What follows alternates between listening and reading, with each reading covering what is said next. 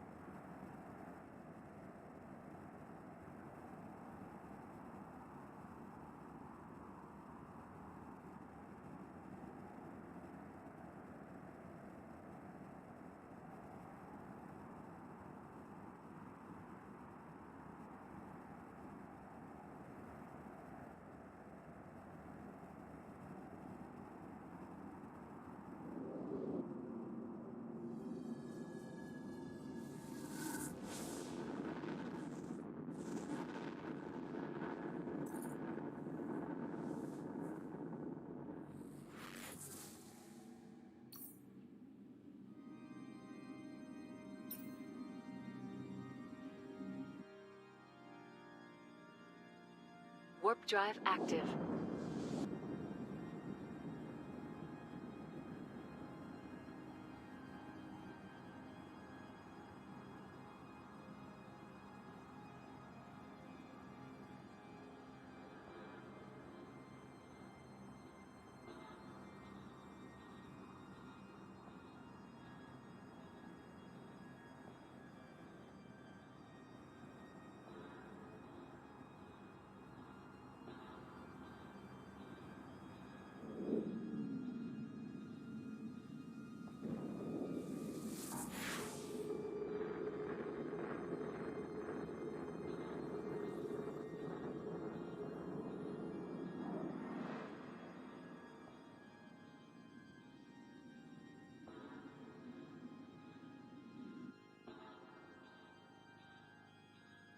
Warp drive active.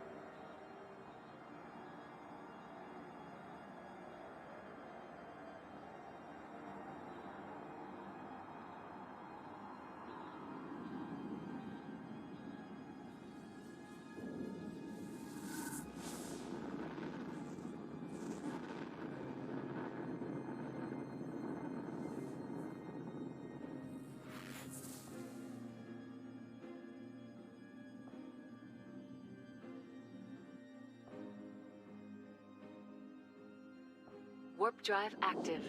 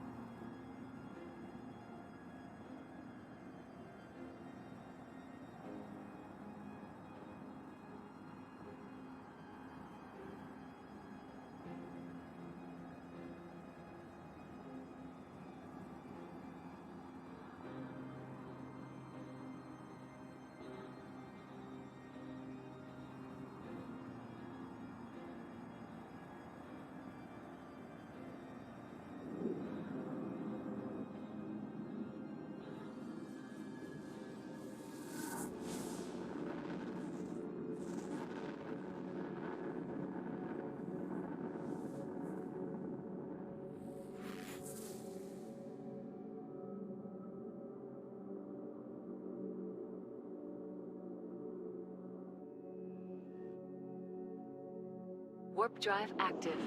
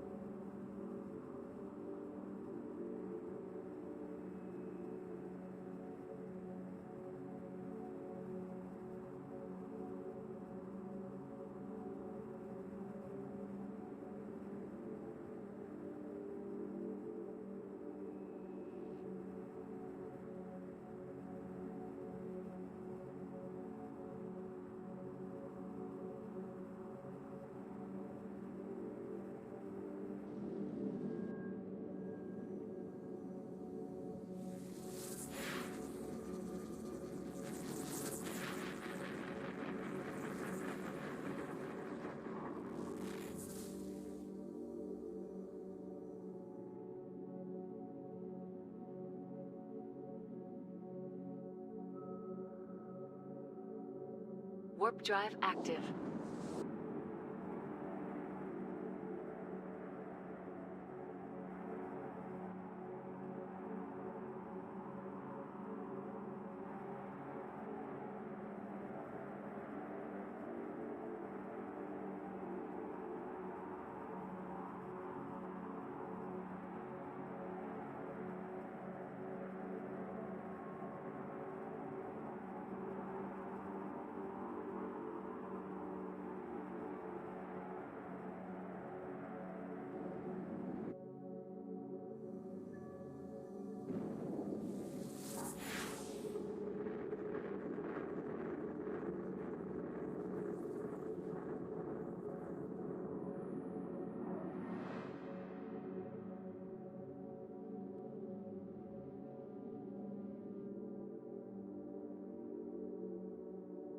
Warp drive active.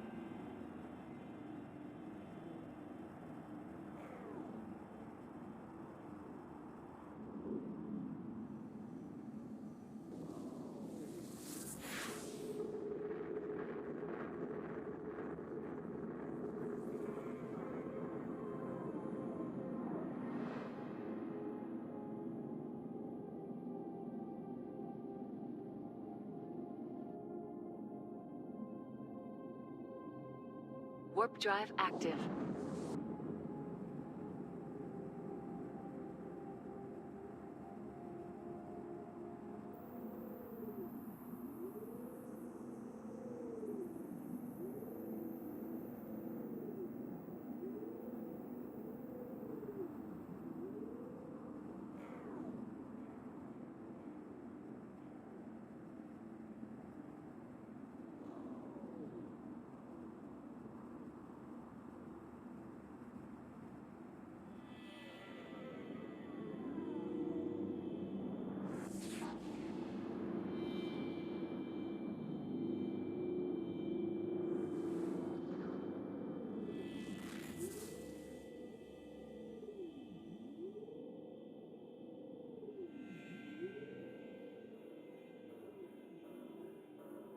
Warp drive active.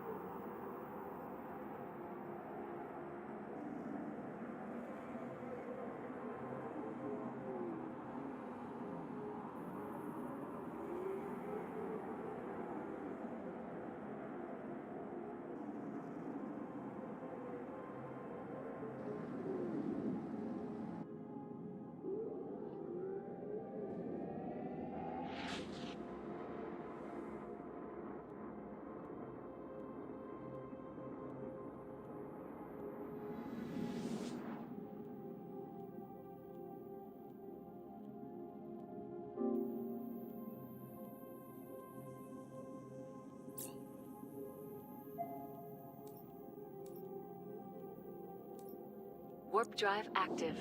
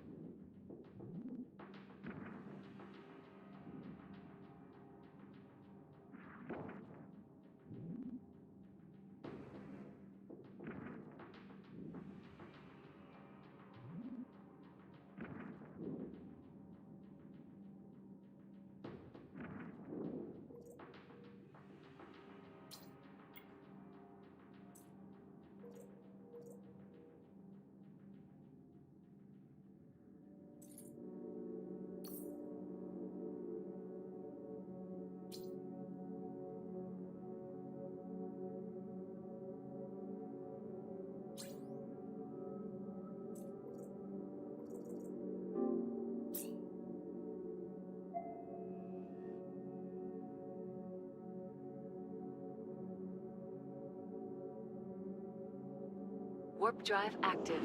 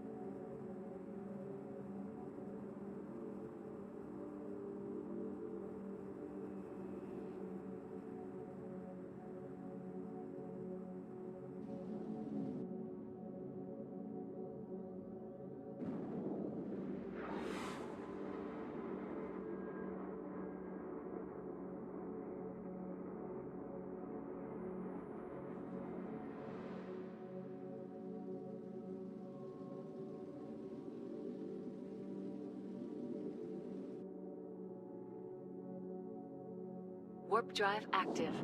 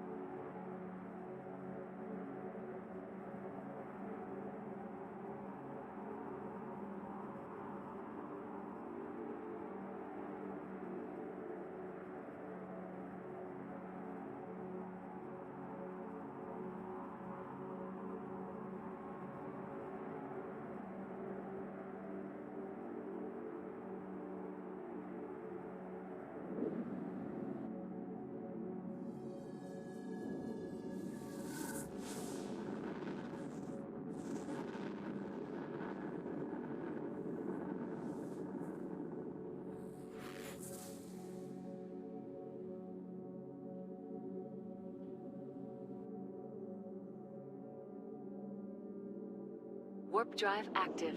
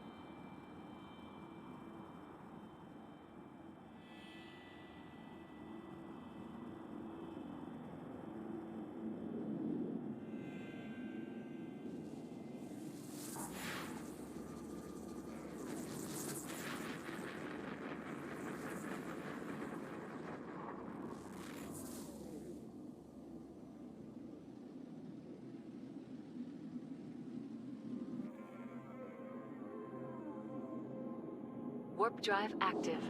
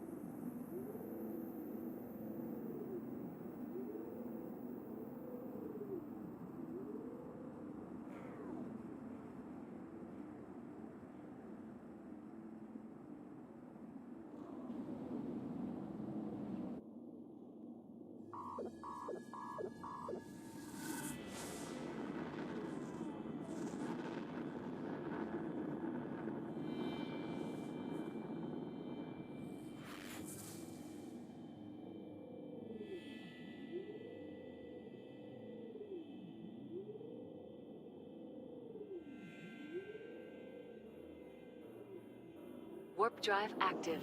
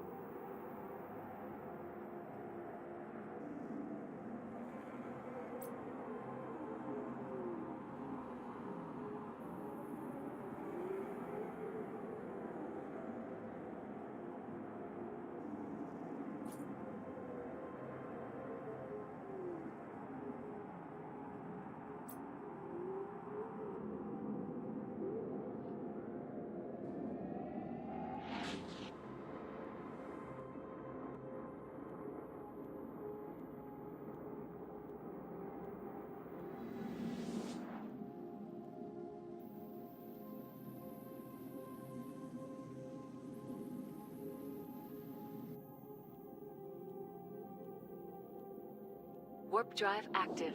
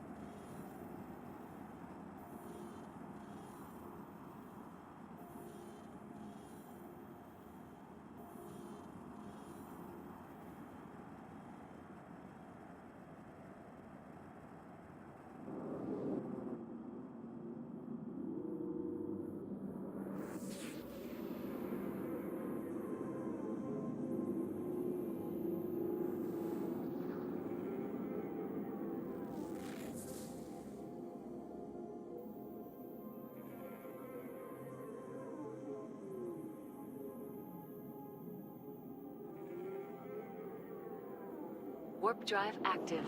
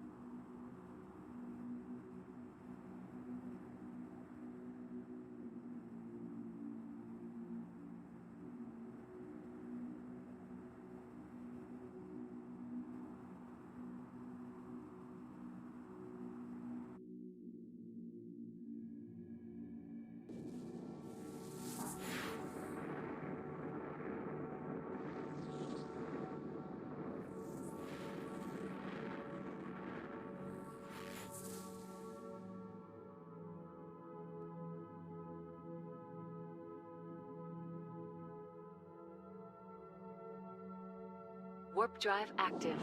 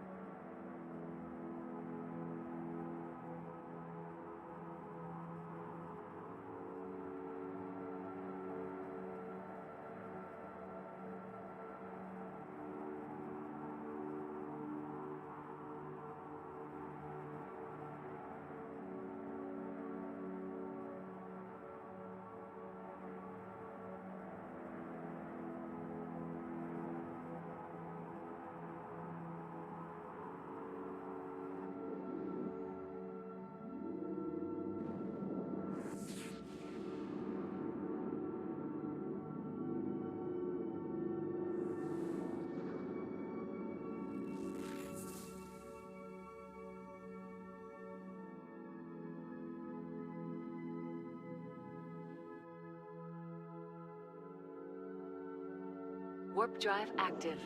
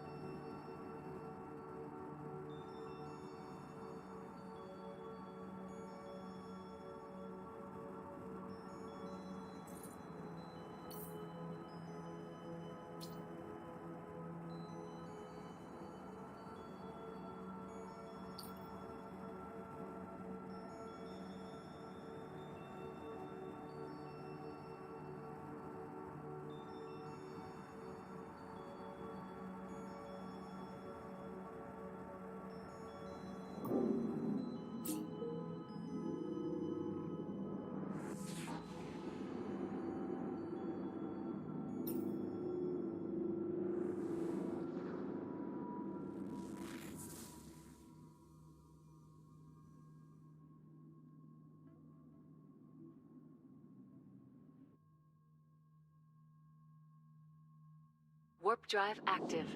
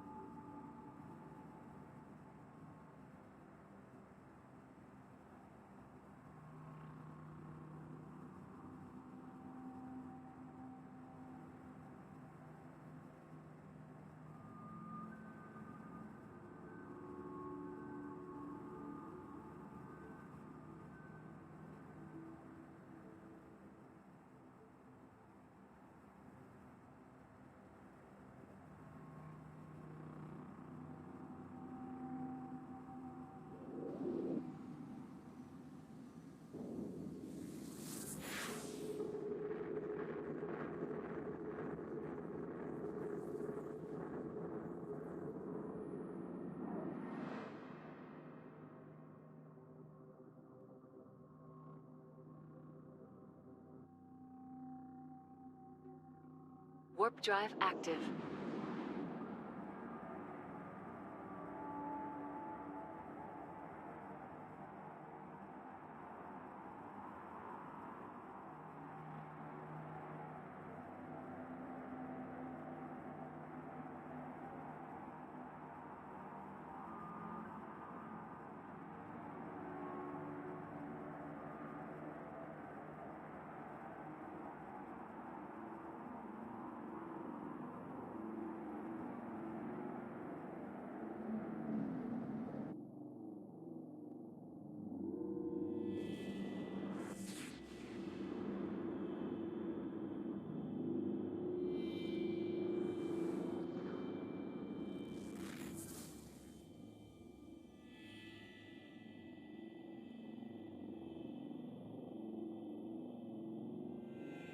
Warp drive active. Yo, sorry, I don't know if you're still there or not, man. Yeah, so I was watching a documentary there, wasn't paying attention to the screen. I'm using the Omen Navy issue. If the keyboard all... There we go. Yeah, I'm just... I've managed to get a couple of encounters today. So, yeah, I'm just getting these ones done. Once it stops giving me encounters, I'll go off and do a Spark of Rebellion. Once we get through here, I'll show you my fittings as well. So, pretty solid fittings.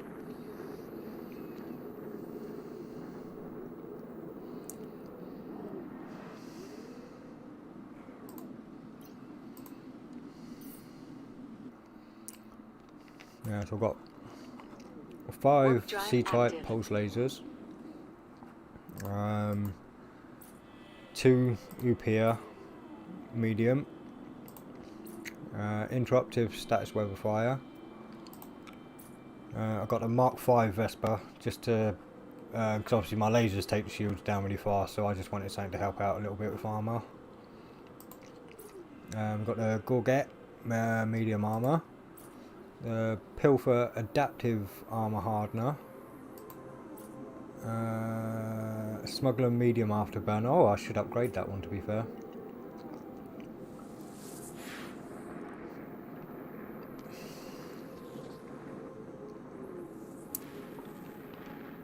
Yeah, no, usually, sorry, yeah, no, very rarely busy in game when I'm jumping. When I'm doing jumps, I'm usually either looking at my ult and sorting my ult, or yeah, I'm watching a documentary of some sort. Although, to be fair, it's not... Is Gold Divers considered a documentary or reality TV? I don't know, but I do enjoy my Gold Divers. And so... the last fitting. What would we...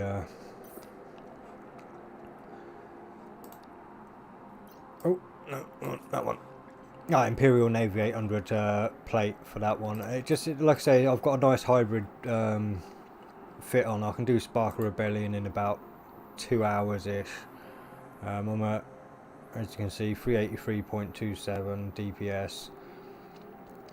These two here are the same. They're both warp core optimizers at 1. That's just to help in case I get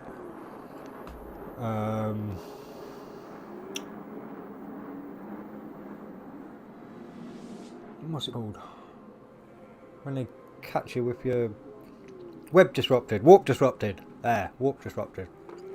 Because on the Warp very drive last wave, active. there's a guy that can warp disrupt you on Spark Rebellion. So this setup is pretty much literally just for Spark Rebellion. I hope to have a Harbinger within a day or so. Yeah, reality TV. Alright. Oh well. I'm watching a bit of reality TV, but it's not like I watch loads of that stuff. I watch Gold Rush and I watch Gold Divers, and that's it. I'm not one for watching things like that, but I've watched them since the beginning, since series 1. So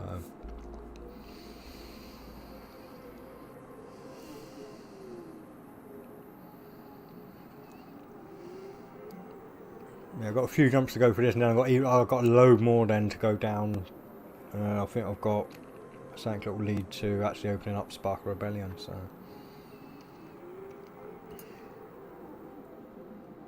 I used to watch that many years ago.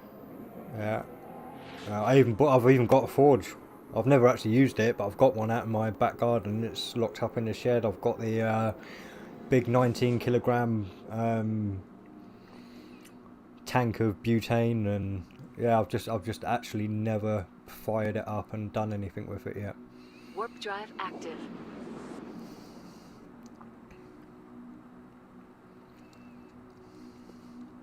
I will one day.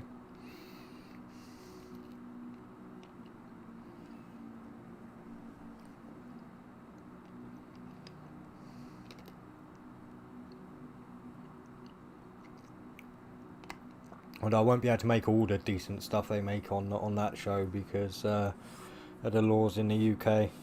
You can't make curved blades, and there's all sorts of ridiculous laws. At least if you intend to sell them anyway.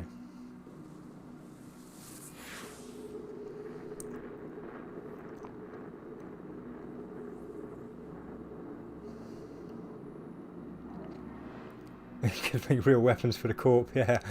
No, I think most of them are in the States anyway. I'd hate to think of the shipping fees. Warp drive active.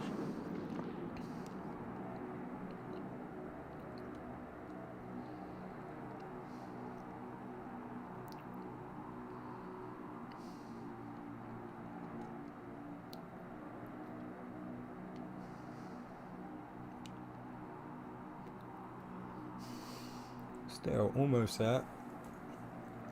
I mean, this will take like 5 minutes to get this one done. It's not even a million pointer. Million ISKA.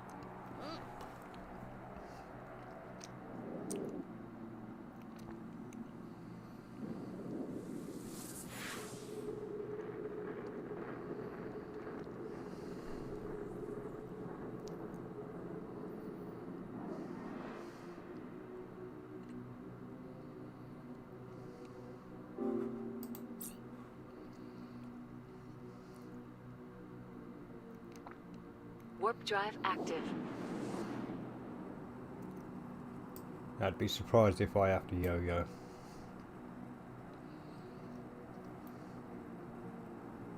Yeah, well, it's not just for 5 minutes action based, because what I'm doing is, like I say, I'm doing the encounters, and as you can see, most of them are all ticked up already because I do them so often.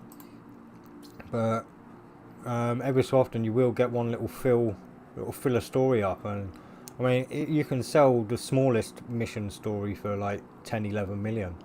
So I think you can sell this mission up here, Bad Hair Day. I've had that once before, and I sold that one for I think 120 million. So it can be a nice little side earner. And like I say, it's just something to do. And when I stop getting encounters, what I do is I'll start doing Spark of Rebellion.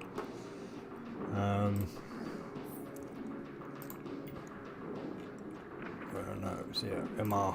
I've got a few stories stacked up back in MR for. No, there we are. Spark of Rebellion, so I've got 3. There you go. 3 of my buy orders have gone in. So that's what I'll be doing in a minute.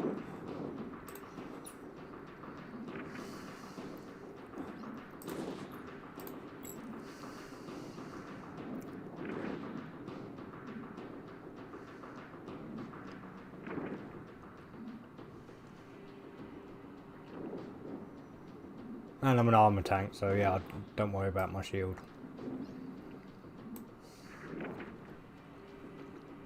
And that was, yeah, that was like 13 jumps. I'm going to have to go, I think, 20 odd jumps in a minute. Oh, let me just grab this one. For the next encounter, let me just check. Yeah, 25 jumps for the next one. Ah, but there you go, that one will finish off Spark of Rebellion, so I'll have another Spark of Rebellion for free to do. So, I don't mind that. I say, to me, unless you're doing 40 jumps, it's not far. Yeah, I'm so used to doing these 20, like, anything up to 30 jumps, like, quite often.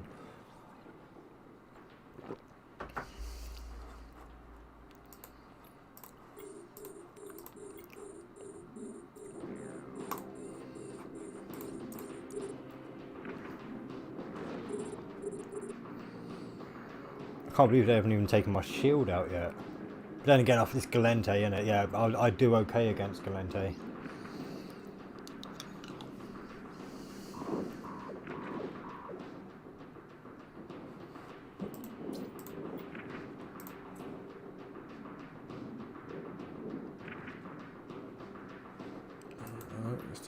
You out.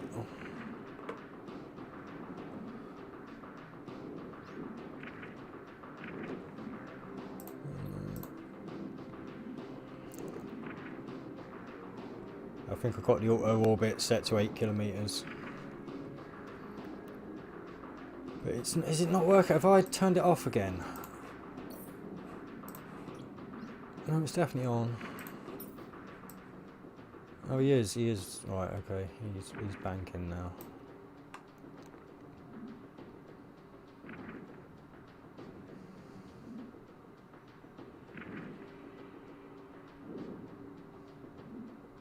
Yeah, that's why I tend to, well, I'm either doing stuff on my own, or yeah, I've got a movie, a documentary or music on just to keep me interested while it's going, because I do stream for about 10 hours every day, so I'm kind of used to all the long jumps now.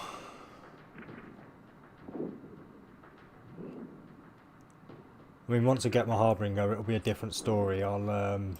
I'll find which mission I can do at a decent pace and stick to that one for a while, and maybe even forget about the encounters. Or if I do encounters, I'll do the encounters in this and leave the Harbinger for the story stuff.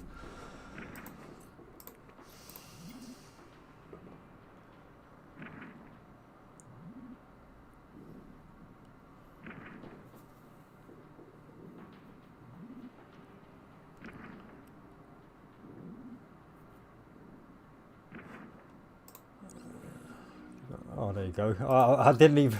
That's crazy. Oh no, here we go. We have got another wave. Thought that seemed a little bit too easy. Turn those on now. Focus fire on you. Orbit you. And lock the rest.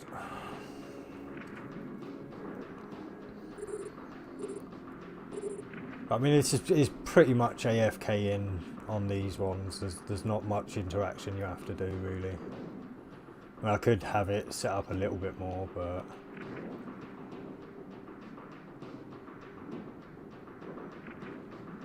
Oh yeah, I've got a phone to do my alt on, but it's two different accounts, so it's not like I've got... The account on my phone is linked to Google Play, and the account on here that I'm streaming on is linked up to my Facebook, so it's not like I've got two different characters like on the login screen. I've just got the one on each. I don't know why it worked out like that, because I'm pretty sure I'm using the same email for Facebook and Google Play, so I don't know how it's worked out like that, but it doesn't bother me. And yeah, I'm not set to any limitations when it comes to skilling up as well, which helped massively get this account off on the go.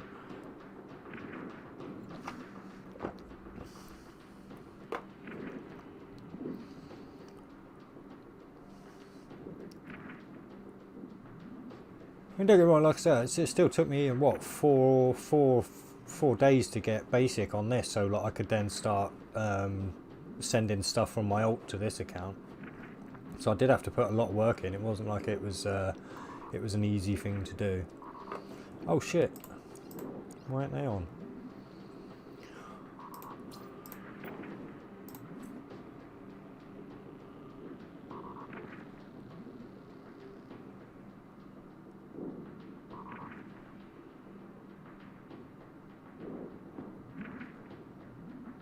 I just, like I said, it's so easy, I'm not even worried, like I haven't taken the frigate out yet.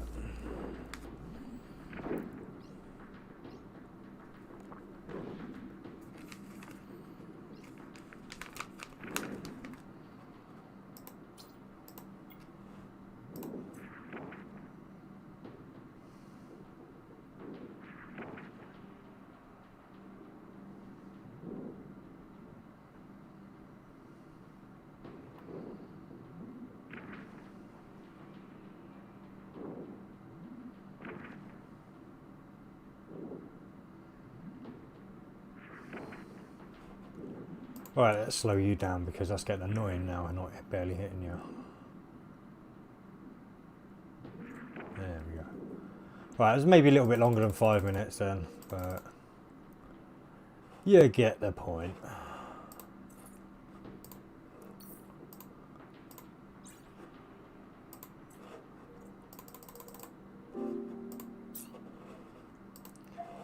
And there we go, now onto a long 25 jump. So what's that? It's probably about 15 minutes worth of jumping now. Maybe a little Warp bit more. drive active. Oh, I will turn those off as well and actually just see my timer because I forgot how much time I've got left to go. 12 minutes, so just after half past. Oh, it really is. I've been doing those encounters in T4 frigates since day 4, 5, like they might even be maybe even day 1. Yeah, a bit speed tanking on those, and they're a piece of piss. Like I say, if everyone should have an Executioner 2 set up basically. Let me see if I've actually got this. I think I've saved my setting, that's all. So let me see. Fitting management, my fittings, Executioner. Yeah. Obviously, you're paying out a little bit, or was back then, because these were really expensive back then. Nowadays, the Rebel small pulse lasers aren't much. But if you set up an Executioner 2 like that, you could have that mission done and it'd take a few minutes longer. That's it. And if you lose that ship, it's not expensive. Like, I mean, it really is. It's a lovely little ship to run those kind of encounters on. I just like the speed now.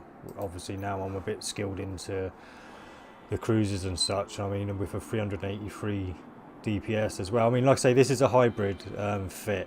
If I went for full assault, I can get that, I think, up to around 460 if I just go full on assault. But you don't last long in an encounter, so you end up having to warp out a lot. Or of course, if you want to do a kiting fit, you can drop that down to 320 and stick some beam lasers on here. Warp drive active. But I prefer to get up a bit more close to him. It's just easier for looting and stuff, and makes the encounters a bit faster. But for when I go for the Harbinger, I will be setting that up as a kiting fit. I mean, even Spark Rebellion, it's not. I mean, obviously, I've got to do a lot of well, not even a lot of yo-yoing, just a little bit of yo-yoing in it. But it's not hard. It's really not. It's literally just about having a little bit of patience with things and not expecting to just clear every wave as soon as they come in. The little crucifier. I've never actually tried the crucifier out. I think isn't that set up more for E-War, the crucifier? Let me have a little look.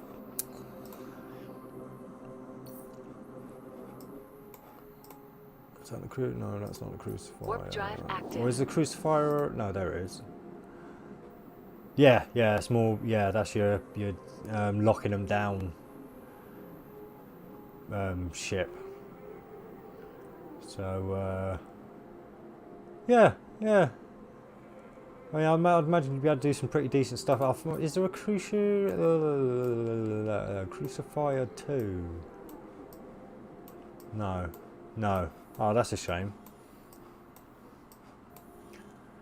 But yeah, no, like I said, it's literally just with this one, I think, because I was using the webs a lot on this to help slow down the other small moving ships that were coming out at me and stuff. I think that's why I used this one more.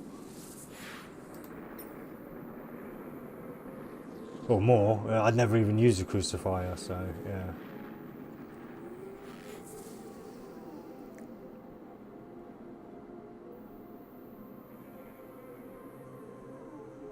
Might actually even be worth looking into Crucifiers Warp as a drive doctrine ship, thinking of it. For anyone who wants to be the person to help lock people down.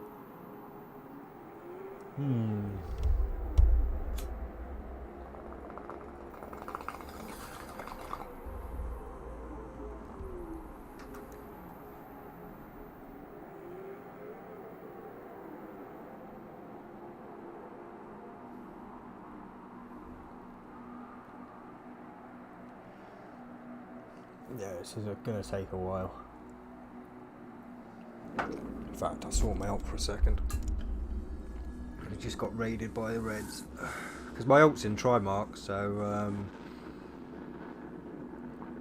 I mine in the Trimark area where they've got their citadel. I'm actually in their citadel right now. Because, like I say, we just had a bit of a raid down here, but they seem to have pissed off now, so I'm going to send him back out to mine. Warp drive active.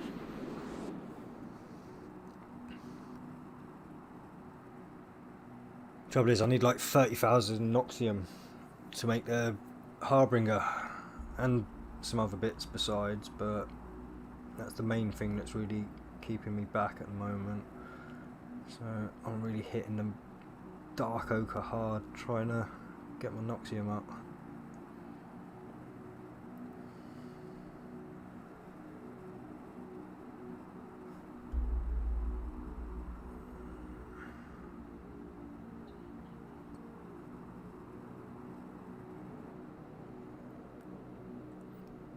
God, it's a long list on the local to go through as well to get down to the bottom. God. Oh God, no, no! It's under attack just as often as ours, if not more. Just they get chased off quicker. That's all. Well, so they basically they don't even wait to get chased off now. They come in, they'll try and take a retriever out, and then they leave. Yeah, it's that green doctor guy. He comes in, and every time he gets a kill, he'll add the total. He's on 198 kills at the moment in our territory, as far as I know. In fact, I'm not. I don't know whether he's got me in. Yeah, he's got me once in our territory. I think I was his 98th kill actually. Oh. But yeah, I pay a little bit more attention now, like I say, to the local chat, not local chat, but the local box, so I keep that down at the bottom so I can pretty much see if any Reds are coming in now.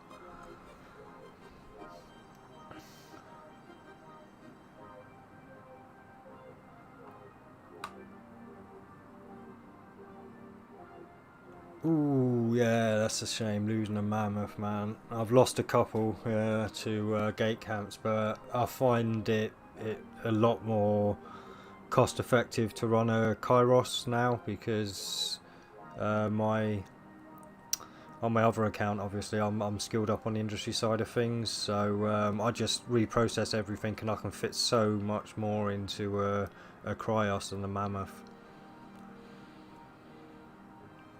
Yeah, I think the biggest haul I've had in my Cryos is 45 million anyway.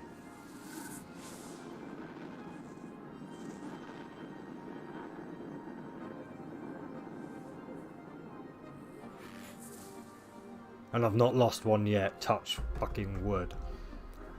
But I have not risked taking it into nullsec yet, so when I do, I'm shitting myself, because Well, I'm waiting for the right time because I'm getting to know when the quiet times are now. I'm pretty good at working out patterns and stuff like that just by watching the chat, watching what other people are saying and stuff, and when they're getting hit. So, but obviously, I'm not going to publish when I'm going to be doing it because it will influence the times. Because then people will start using those times, so the pirates will adjust, and it will mess up my opportunities to get in and out.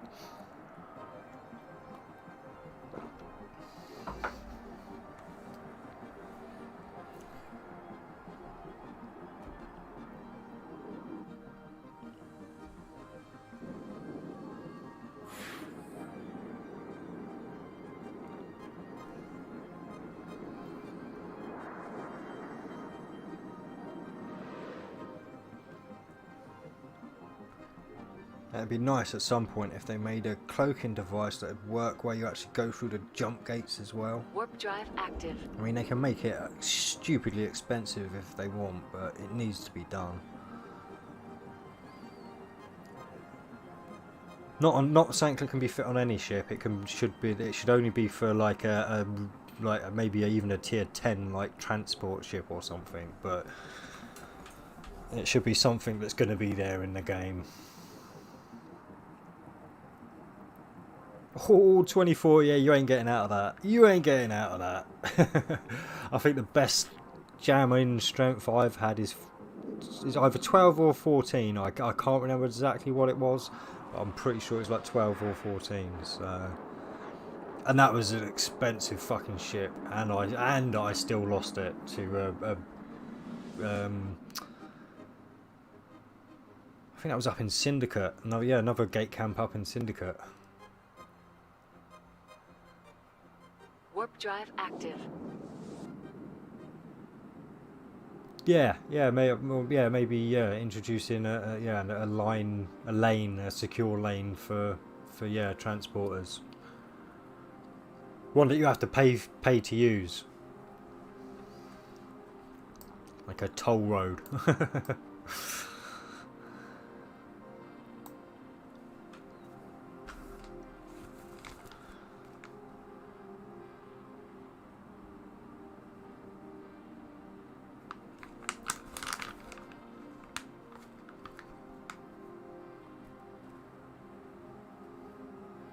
It'd be okay if it wasn't so expensive to do deliveries.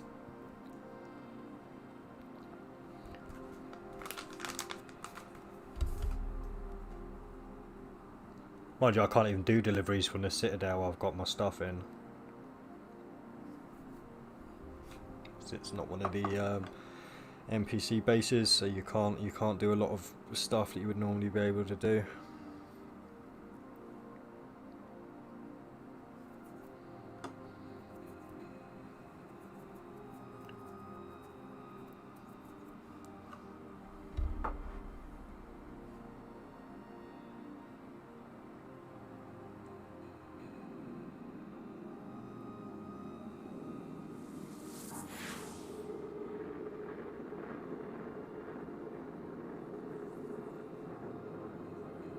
Yeah, it's really not a viable career path in this game at the moment. It's not, unfortunately.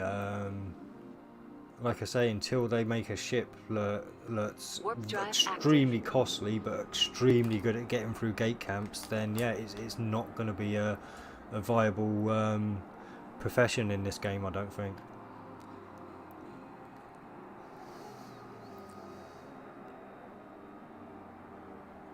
So if you can't break through a gate camp of like 7 people, then it's just never going to be done.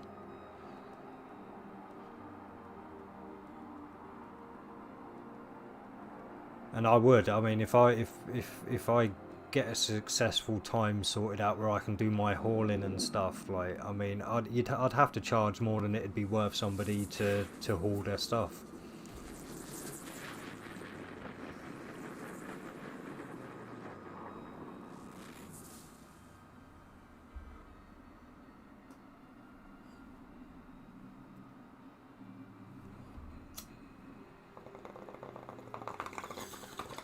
Warp drive active.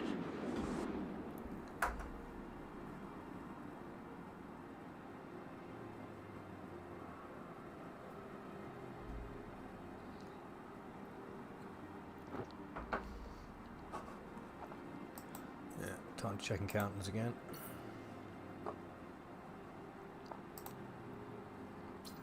So it's, yesterday they didn't give me one. Today I think I've had 3. So it's not been too bad of a day today. It has obviously slowed me down a little bit getting on to Spark a Rebellion, but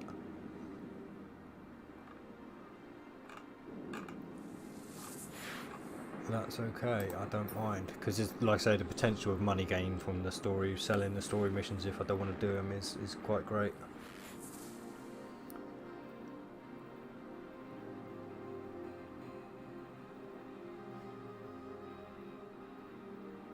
Warp drive active.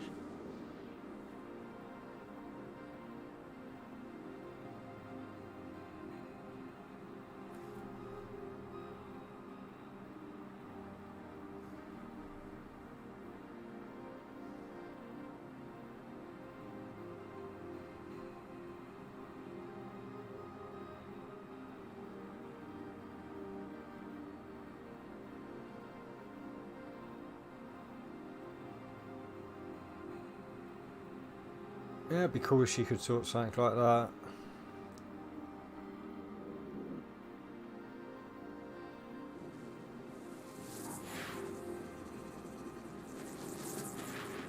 I don't know about doing it without runner escorts though. I mean, you'd want to send at least somebody ahead in a pod just to scout ahead a little bit.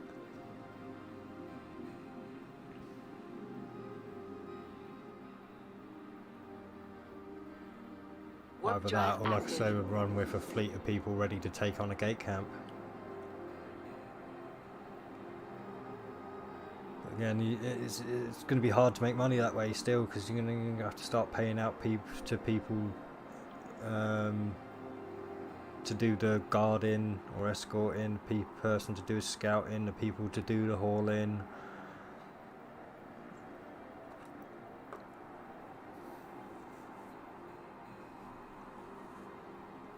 And we're not exactly an ISK-rich corporation, unfortunately, so we can't just go jumping in and paying out like that. Not yet, anyway. I mean, it will come to that point soon, especially when we start getting the fleets going properly, and we're all making like 1 billion ISK a day.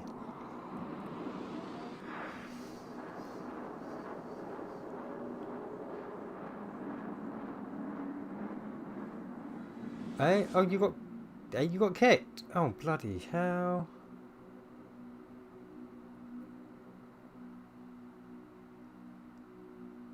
Warp drive active. I was told a few people had gone, but I think you were one of the active ones. I knew Urel had gone, but I heard he left.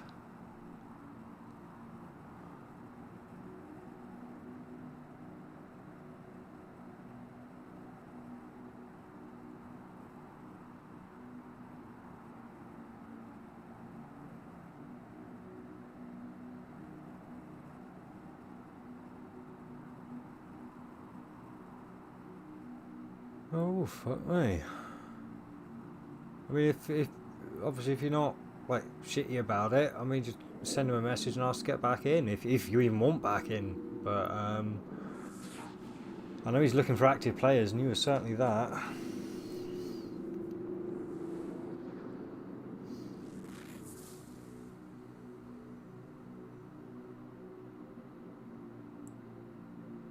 And you were willing to run in fleets and get on voice comms as well, which is rare. Active. I know I don't think I actually got to talk to you because I'd kind of given up on the whole voice comms and fleets and stuff after spending 3 weeks of trying to get people to do it.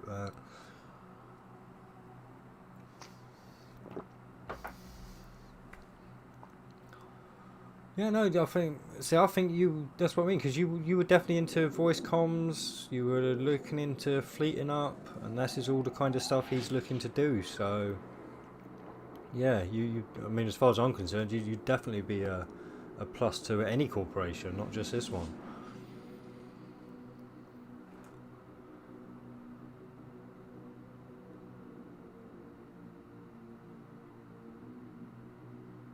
Warp drive active.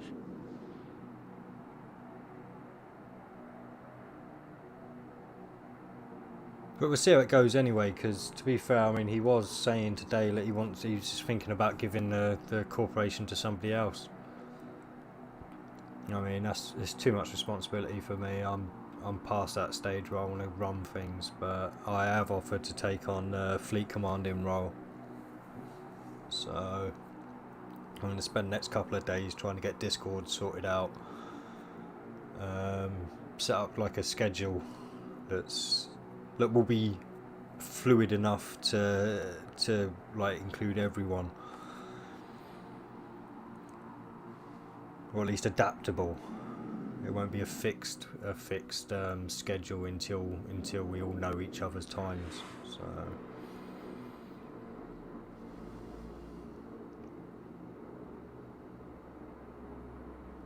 yeah, no, exactly. You would again, yeah.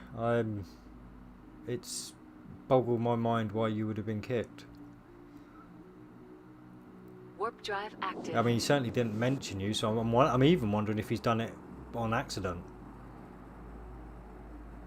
Because he certainly didn't mention you earlier because we was actually on voice comms in Discord earlier, and yeah, you weren't mentioned, but there were a few other people that were. So I don't know what's going on, because it seems all this kind of stuff happens when I go offline, like, so I miss all the dramas, or most of them.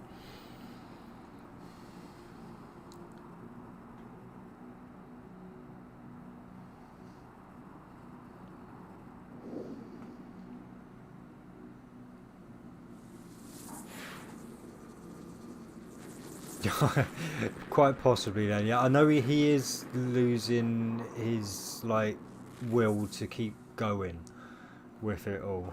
I can kind of see where he's coming from, obviously, which is why I've stepped up to try and help out by saying I'll do a fleet commander role, but he's going to need a couple more people, I think, just to help take any kind of pressure off, and let him take a little bit more of a back seat in things, just kind of chill a bit until things get in order, I think. But I don't know. Anyway, he's basically going to give it a week, hopefully, till he makes up his mind what he's going to do, whether he's going to stay in charge or not. If he doesn't stay in charge, I may well leave and just join another corporation myself,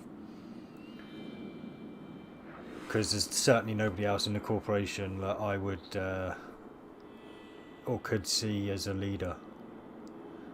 Right, at least Snake's put in some effort. He put in a hell of a lot of effort to get us into alliances and Trimark alliances and all this kind of stuff. So he has put a lot of effort into it. Warp drive active. There's always more that can be done. That's the thing, and there's always things that some people are going to be lacking in where others aren't. So I don't know. So at the end of the day, it is a game. I know I take it more seriously than most, but you can't expect everyone to take it as seriously as us.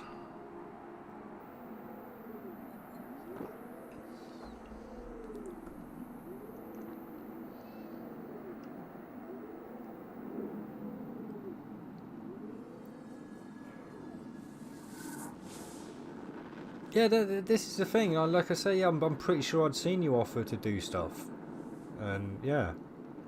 So I mean, it really has boggled my mind, and he really didn't mention you earlier, so I don't have a clue. I don't know why you're not there.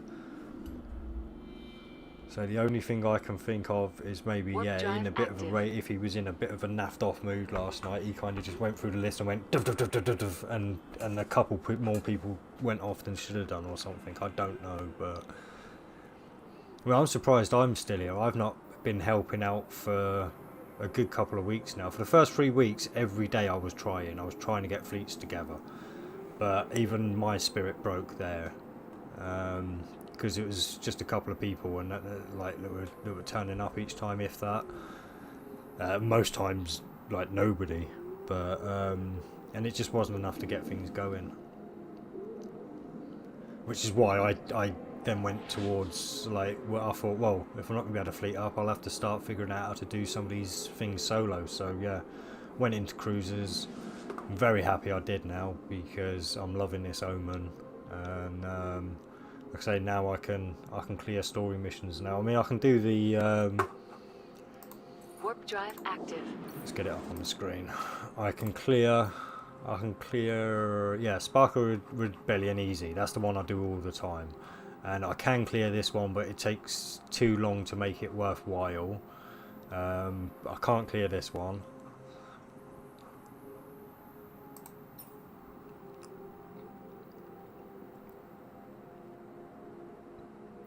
Yeah, yeah, and see, and this is the thing. This is what I mean. I'm certainly not blaming anyone, if you know what I mean. This is it really is. It's kind of a bit of nobody's fault and a bit of everybody's fault, all at the same time.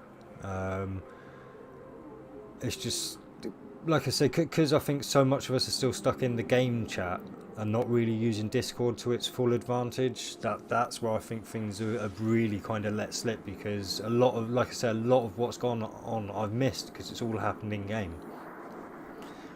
Whereas most corporations and stuff will be more successful if you run on Discord, because you have a permanent record of everything. Yeah, Sparker Rebellion. It has one elite on the very last. So you've got 2 sets of battles with 3 waves. On the second set of battles, so the last set of battles, the very last wave, there's 1 destroyer that has a warp scram on, and that's why I've got this setup that I've got on here. That's why I have these two warp core optimizers. That's literally just to counter that one guy, just in case I miss him, because it's quite easy to miss him, because on that last wave there's a lot of ships to contend with. I'm pretty sure Yrel lost quite an expensive Omen fit doing that mission purely because of that warp scram guy. But yeah, so I'm immune to his warp scram basically, so I really just don't have to worry about it. Warp drive Like I say, I can get it done in around 2 hours now with this ship.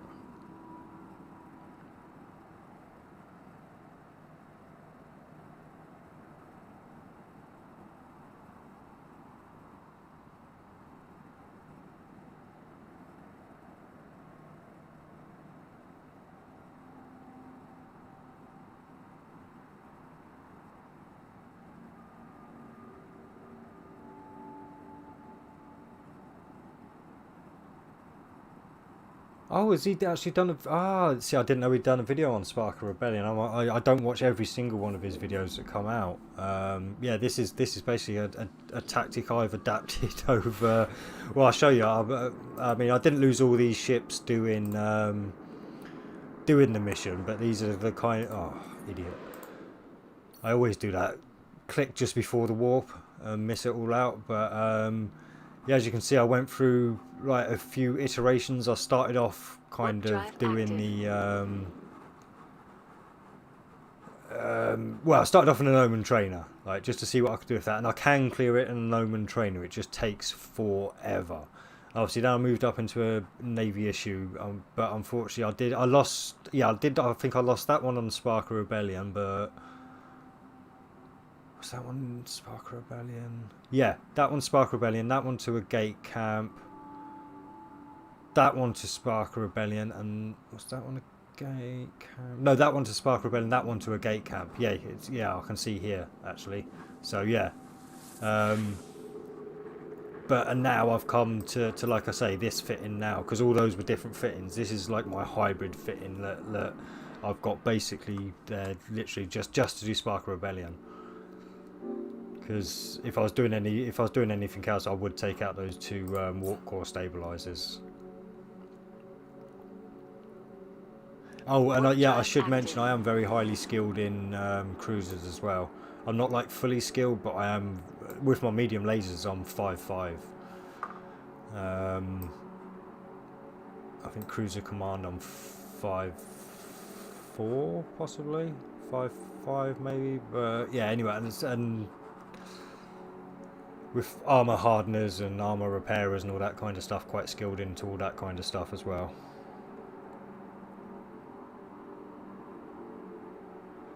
So it's all preparing really to go into the Harbinger and the Phantasm, because that's what I mean. That's what I'm skilling into right now is the battlecruiser stuff.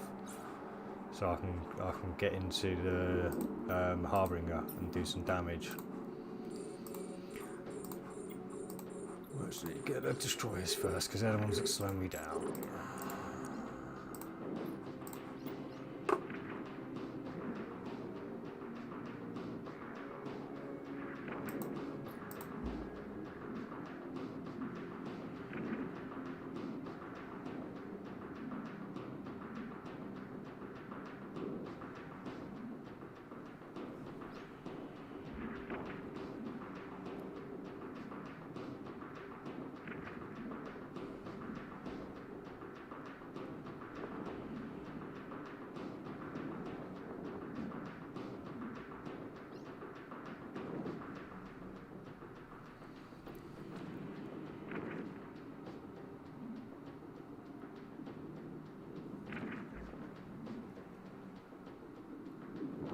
Oh, actually, no, to be fair, it might not have been Spark of Rebellion because I've done Super Soft Drink as well, and I'm pretty sure on the last wave of that one there's a destroyer that locks you down as well, so he might have done a video on a different story, because I'm pretty sure that they've all got someone somewhere that can lock you down.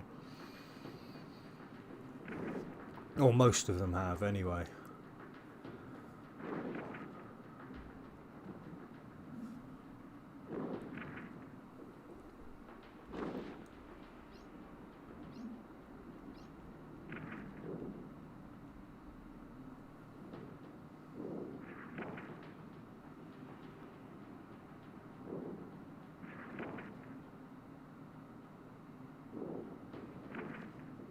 They're being really stingy with the loot. I'm just not... I mean, it is just because it's the encounters. They're always stingy, but...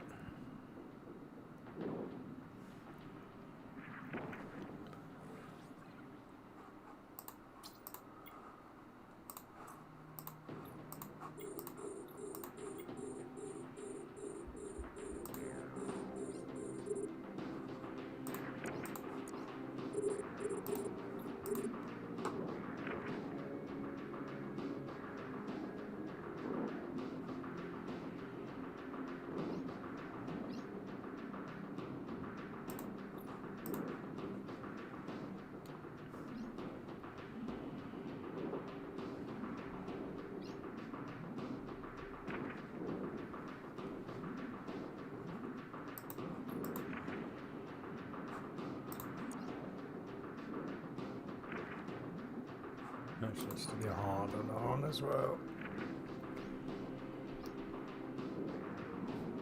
Oh, that's I probably yeah, I probably would do a little bit better with a reactive hardener doing Spark of Rebellion as well, rather than this adaptive. It's just I've not got a named one, so I'm sticking to the adaptive because I've at least got a named one for that.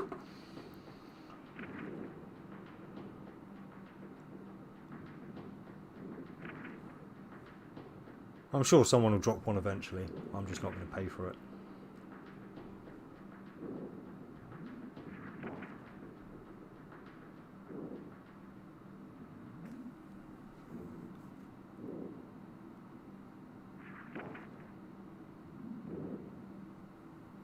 Yeah, well, it could be so. Although I was watching, I think Ex Scoundrel the other day, and he was on the test server, and he was saying how the loot drops seem to have gone up on the test server massively. It's like almost everything drops something, but most of it's just wreckage.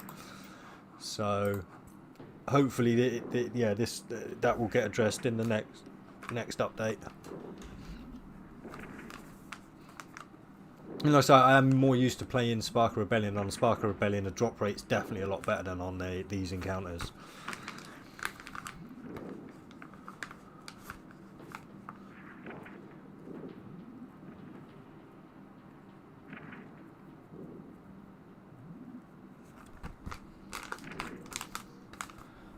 There you go. That was probably 5 minutes to do that one.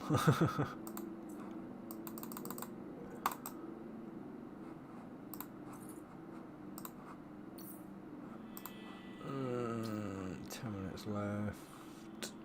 Definitely not getting anything there. So right, back to Amar then. Oh, 14 jumps. That's fucking pissed. Right, yeah, I'll go back to Amar and I'll start a Spark of Rebellion now.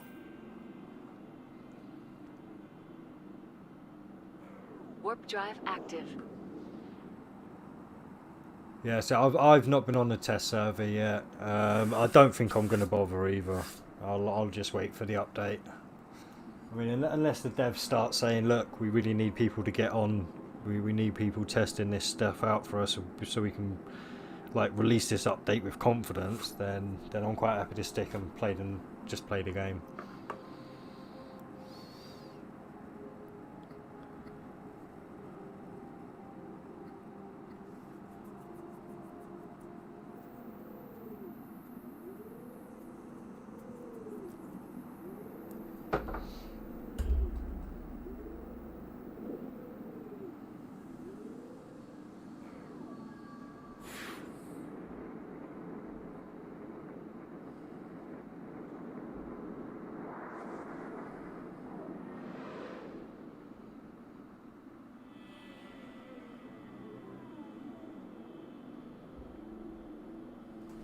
Warp drive active.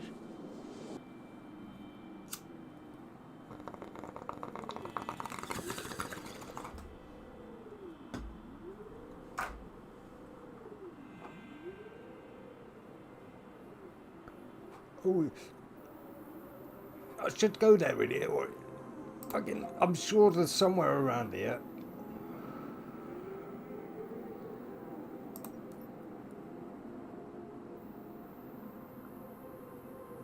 Oh, so it was quite quiet over there. I suppose it'd be good for testing tactics and stuff out on some things that you wouldn't normally be able to get away with because people would come and gank you, but what's it?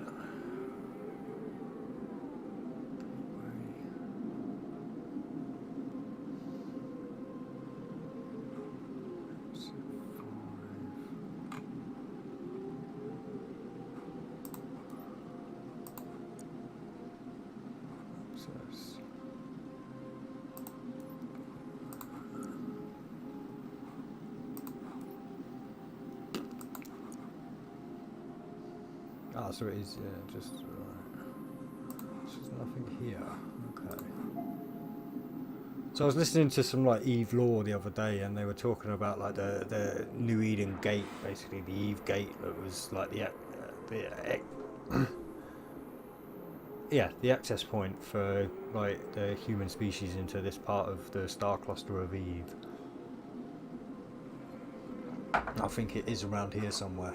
I'm pretty sure it's in Genesis somewhere. Warp drive active.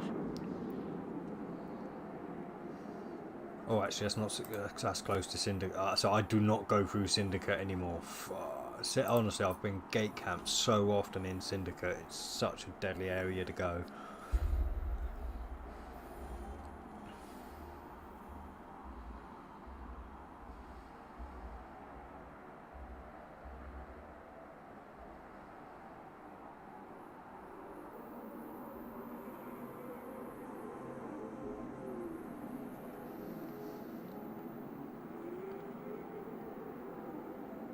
Oh, no pink sun, you don't get them too often. That's why my thumbnail is the pink one. Well, I should probably go and take a picture of a few more ships next to some other suns so I can have a little bit more variety in my thumbnails, but ho-hum. Wow, that's not a little... Warp drive active. That's not a little bad little spot. Oh, mind you, no. Yeah, no, it's free. That's ripe. This system is... Wait there. This is ripe for a bit of... because it's got one that's lower, and when they're lower than the base, I think there's more chance of them spawning an Inquisitor or something. I know it's only a level 3, but it's a good thing to look out for. I'm not going to do it now. I just want to get on with Spark of Rebellion. But if it spawns an Inquisitor, that could be a nice 50 to 100 million, even at rank 3. I mean, I made, what, 50 million off a rank 2 Inquisitor the other day, so... Oh no, you haven't seen it, sorry, that was... Warp drive active.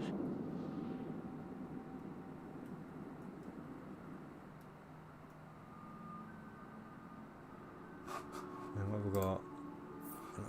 1.5 million estimated as well. Obviously you won't get that from this, but I mean, by the time I finish Spark of Rebellion, it's usually between like 15 and 25 million in estimated kind of loot. And then you get the, obviously the 20 odd million minus your taxes. So if I can get Spark of Rebellion done 5 times a day, I can make around 100 million a day, and that's even after paying for them, because obviously I'm including loot into that as well.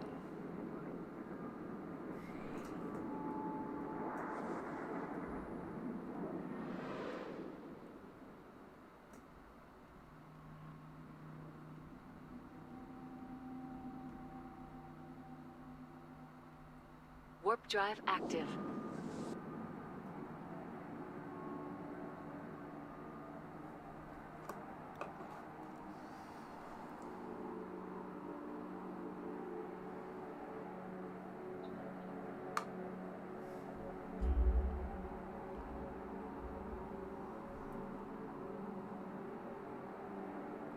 Yeah.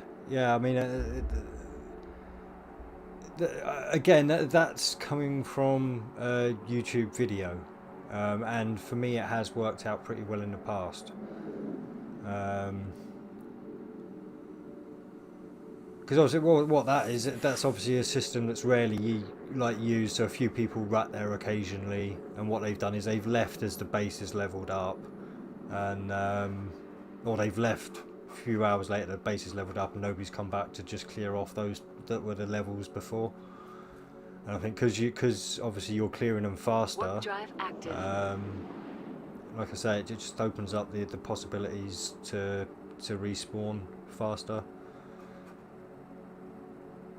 I mean, to be fair, this system. I mean, all right, no, there's 15 people in this system, so a little bit more likely to get ganked. But this Genesis doesn't seem like too bad of an area to do some anomaly hunting. You know, I've got to say, just from looking at some of the setups, the bases aren't too low.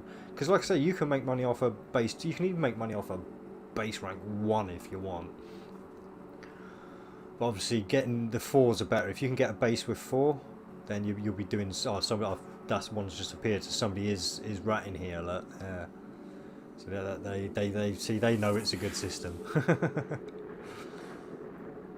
Yeah, the anomalies you can run these as a fleet all day. Like I said, this is what I was doing back when I was trying to get the fleets going at the beginning. And every time somebody ran with me who would spend more than an hour or 2 with me would make at least 100 million each. Like, and that was just looking for I was looking for rank 3s and 4s basically. Obviously we're not hitting the bases, but yeah. But most people, unfortunately, what they do is I'd be ratting it solo, yeah, all day, like and getting a few scouts, few inquisitors here and there. I'd be letting people know, oh look, I've just made 20 million here, look, I've just made 30 million here in this one encounter and stuff. Then all of a sudden everybody would come down.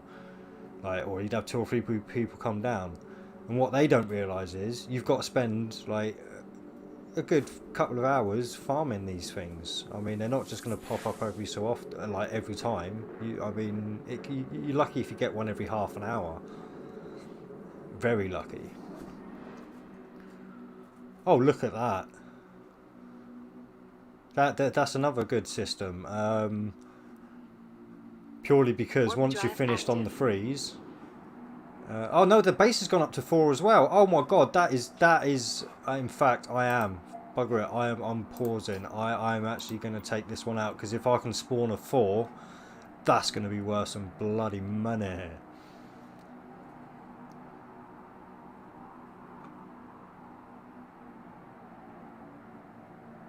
Oh, I didn't know Genesis was such an untapped resource. Oh my goodness, honestly, for solo ratting, any solo ratters out there, get to Genesis.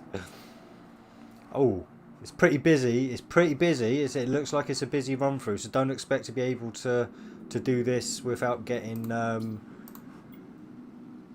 ganked. But I'm gonna do these two level Warp 3s drive now, active. and once I've walked away from the second one, if it spawns a scout or an inquisitor, I'm doing it. If not, I'll move on. And even not, like, this is the perfect system to run, because because now the base is at the same level as all of the anomalies. So you can just do any of these anomalies now, and it will spawn inquisitors, any of them. I mean, this is my dream system. If I could get 2 people with me doing this system, I know we could hold anything down from anybody that came through.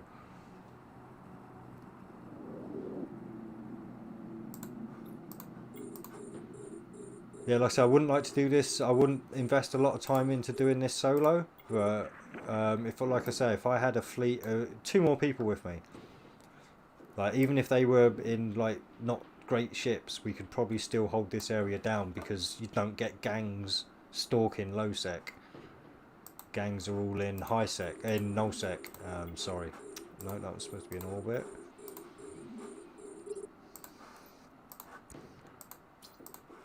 So I may as well grab the loot, because I can send it to my alt to be reprocessed for materials. And I'm not watching what I'm doing on my other account, which could get me killed.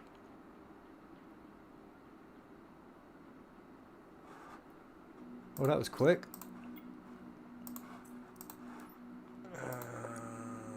Large anomaly. Warp. There's a very good chance, like I say, before I've even finished this large, that I'll have an inquisitor or a scout to do.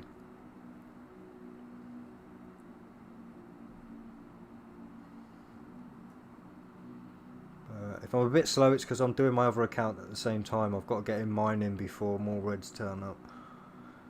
And there's nothing I want in that cluster, so I'm fucking off to a different one.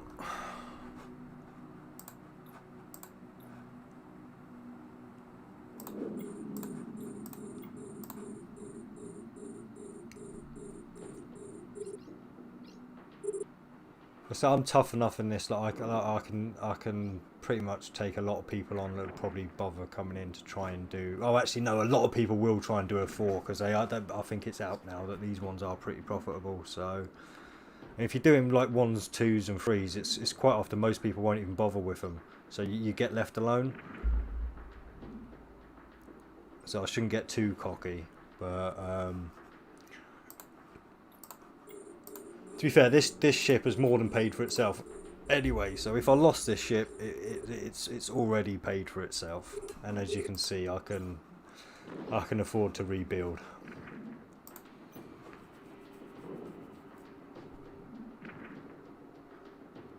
Yeah. What is it? The Bane of Eve players. The bloody jumping.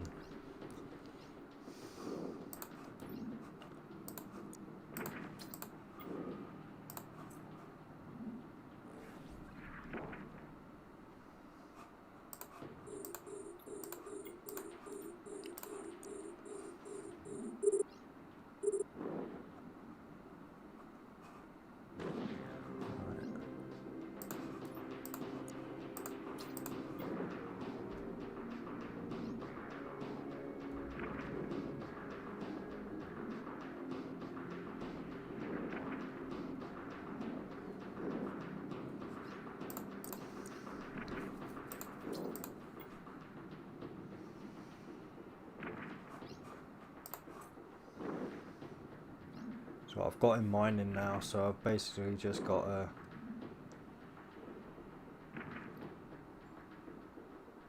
keep an eye out for reds entering the system now. Oh wow, even that large was fast to do. Right, so they're going to do. Actually, let's find out. Is there a small one? We're going to do a quick small 4, and hopefully, by the time I finish that small, it'll have produced what it's going to produce. I know it's on 9 now, so that'll go down to 8 when I leave this one. So I'll keep an eye on that now. Yeah, see that's gone down to 8 because I've just cleared that one. So when that one goes back up to 9, I'll know it's starting to spawn again.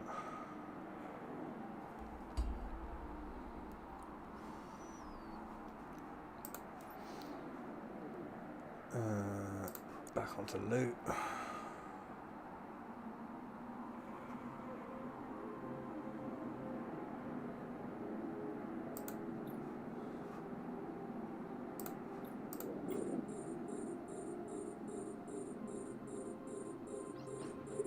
Oh, okay then. Well, yeah. To be fair, I'm not. Like I say, this is not an area I tend to do too much ratting in. I don't think. I've done a lot of mining in this area, but not ratting.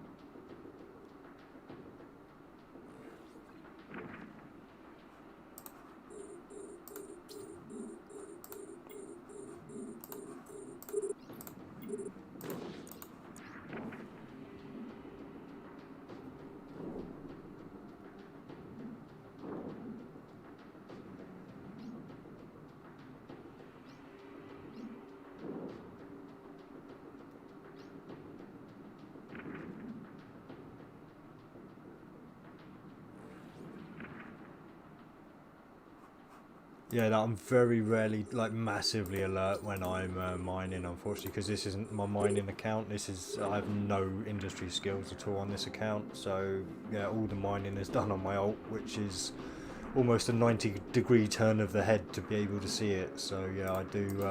Put it this way, I've probably lost a good 10 retrievers in total. So I'm actually mining in a retriever, in a venture free at the moment, sorry. Oh, I should be keeping an eye on this. Oh no, it's not gone up. Alright.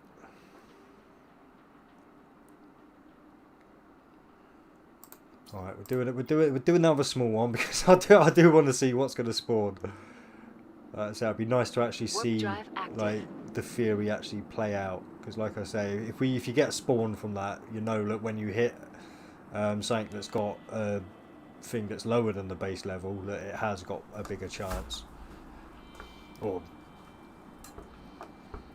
oh no, I've got a retriever up in high sec, but I'm just in null sec mining at the moment in my venture free. Like I said, I don't mind losing a venture free through me not paying attention, and I do the low sec mining when I'm literally giving it no attention whatsoever. Yeah, it doesn't, like I say, my other account is set up for building cruisers and industrial ships. And frigates. So yeah, like whenever I've lost one, I've always replaced it pretty much the same day. All it's done is slowed me down from getting my Harbinger. That's all. I mean, it's not a massive issue. As you can see, I'm still buzzing. Well, as you've seen, I'm still buzzing through a lot of the missions quite easily. So back up to an 8 now. That didn't spawn one. So far,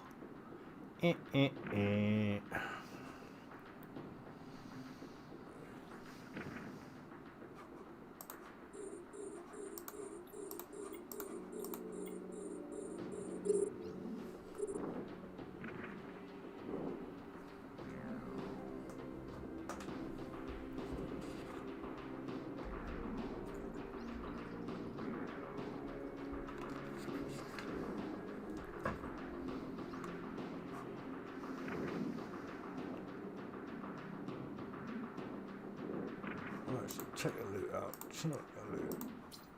Oh, this one's been generous.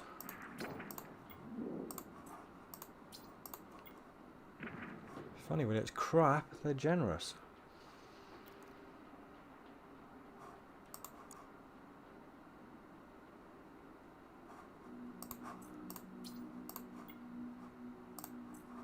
Oh yeah.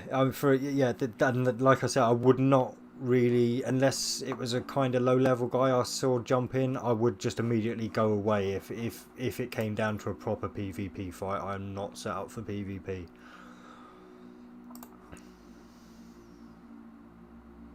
Oh, was that? Nah, damn it, I thought that said scout, but it's a small. Right, we'll do that other small one anyway.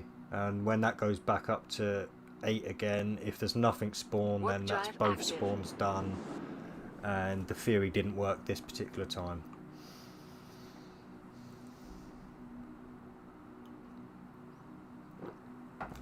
I mean, I could probably make close to 1 million if I just hit these 4s, like just on the bounties alone every 20 minutes.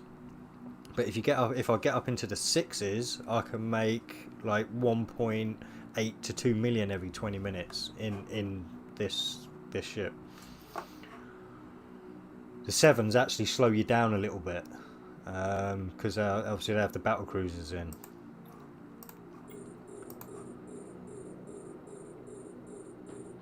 Yeah, yeah, I can imagine you coming back with a nice haul of stuff on that server. Yeah, forget. Oh, lovely, lovely. Oh, damn it, I can't actually send it anywhere. Oh, there we go. See, I'm fucking straight off from that guy.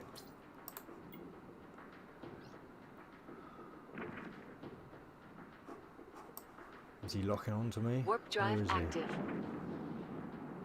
Yeah, he was locking onto me. Like he wanted to go. He wanted to go. To be fair, with half shields, I probably could have taken him. I shouldn't have run. No, see, right. If I'd had energy neutralizers there instead of energy Nosferatu, I might have been more tempted to stay because that would have been more of a PvP setup. Oh well, so we're not going to find out.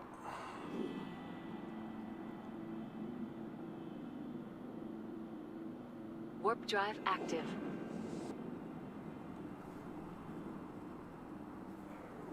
But that's alright. I won't be coming back to that system. No, that's too busy.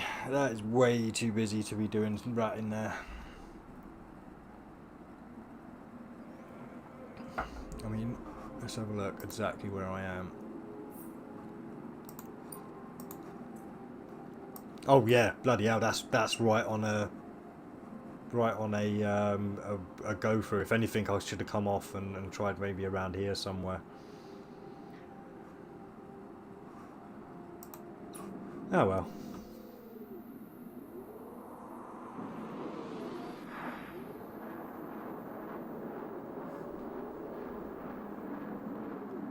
Apparently we've got one red.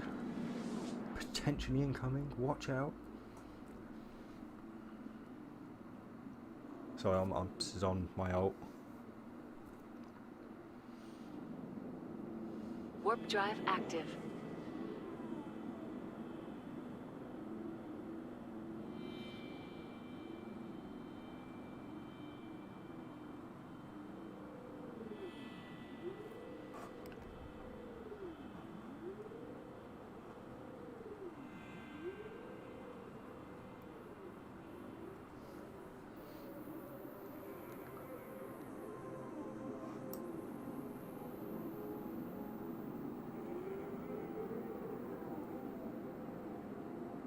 And I can't wait to get the Harbinger as well because I do love the look of the Harbinger. To me, it just looks beastly. It looks like a proper tank.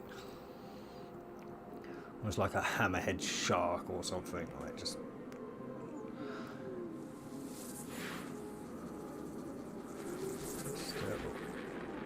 If I keep looking at my, I'll never get it.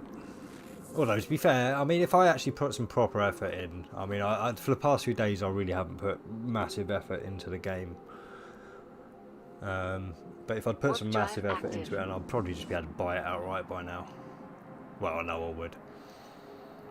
I'd just find a quiet area somewhere with like a 2 or a 3 base, and yeah, I'd just farm like mad.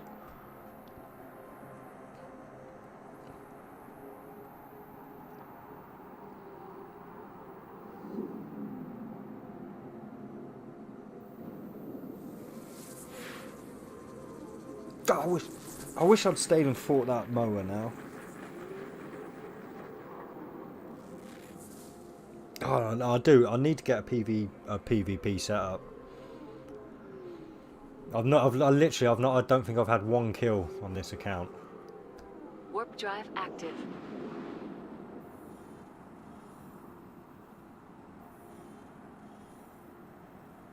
Oh yeah, yeah. There are. I mean, to be fair, I mean the Omen's quite weird. If I mean, I know it's got like a lovely kind of profile from there. It looks like almost like a bird of prey, like with the stalk coming down. Stalk? No, it's not a stalk. It's a beak coming down. Um, and then of course you kind of come across to this side, and it's like, what's this little bit hanging off the side here? Like, has he got a tumor? Is that his mate kind of latching on? What's going on here? But yeah, whereas the Harbing is a lot more symmetrical, I think. And yeah, but I think most of the uglier ships are Minmatar because, like I said, they are just like they look like the like the lunar module, you know, like just put together with like duct tape and string. Whereas for me, I do think overall the Amarr have the best looking ships, and it's one of the main reasons I did go for this faction.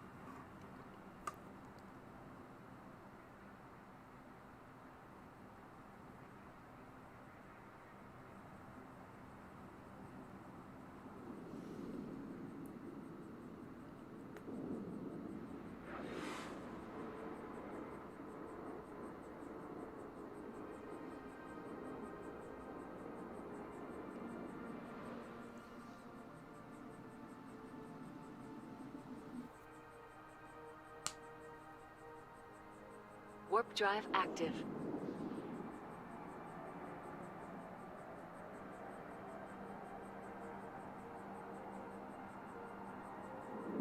Oh yeah, isn't that a faction ship? The Bar Guest. Yeah, that one. Yeah, to me it almost looks like like a bottom feeding fish of some sort. Yeah, like a ray or something. What's it in? What's it in? What's it in? It's not Sanders, is it? No, no. That's where my ships are at. That's where no.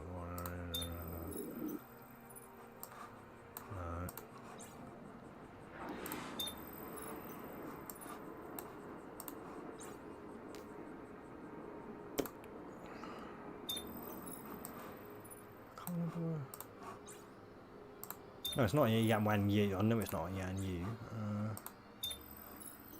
Or is it not a faction ship? Or am I getting it wrong? Active.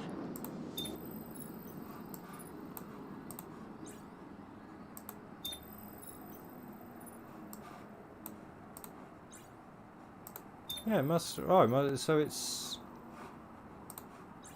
Is it Minmatar? No, it can't. Is it? Let's zoom out.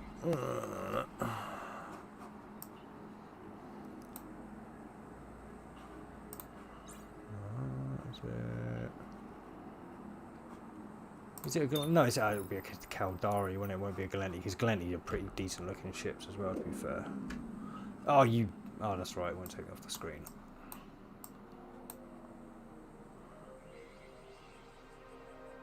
Oh, it is Mordu's Legion, so I missed it.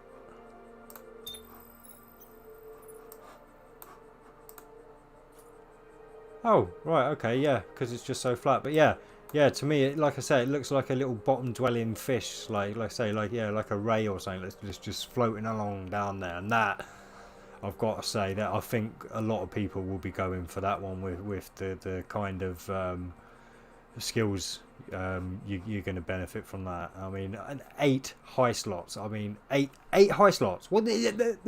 Oops. I just lost the contents of my bowels.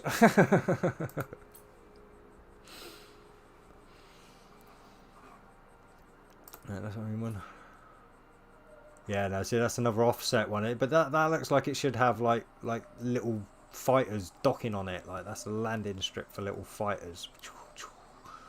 Release the fighters. That's a pretty nice looking ship. I've got to say that looks like an insect that's just pounced on its prey. So yeah, some nice looking ships in the Mordu, I've got to say.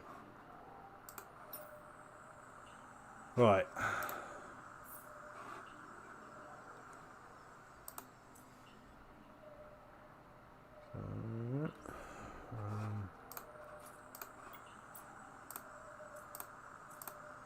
Oh.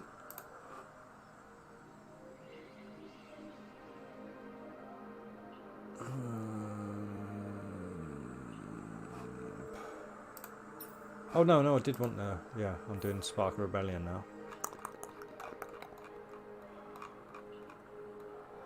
If I can find it.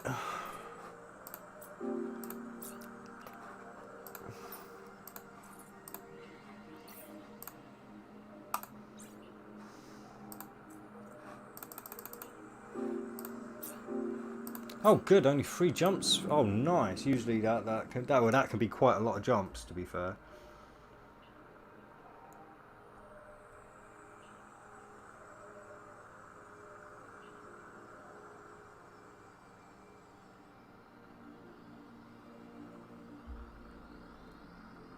Warp drive active.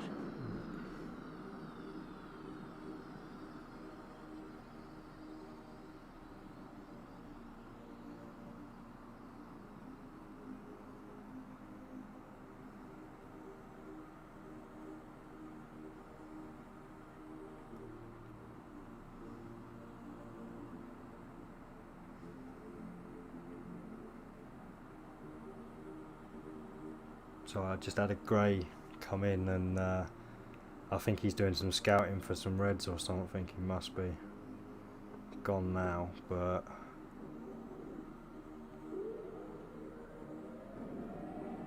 he's very careful. Can't feed him.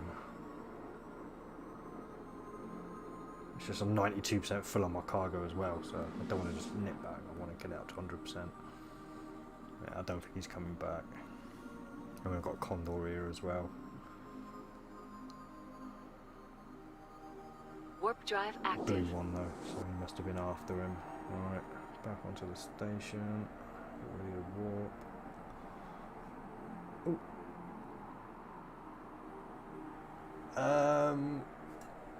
I've got to say, actually, I've not looked at the higher tier stuff than the Harbinger, to be fair, when it comes to oh, dickhead, sorry, clicked off on the wrong part of the screen there. There, alright, Amar.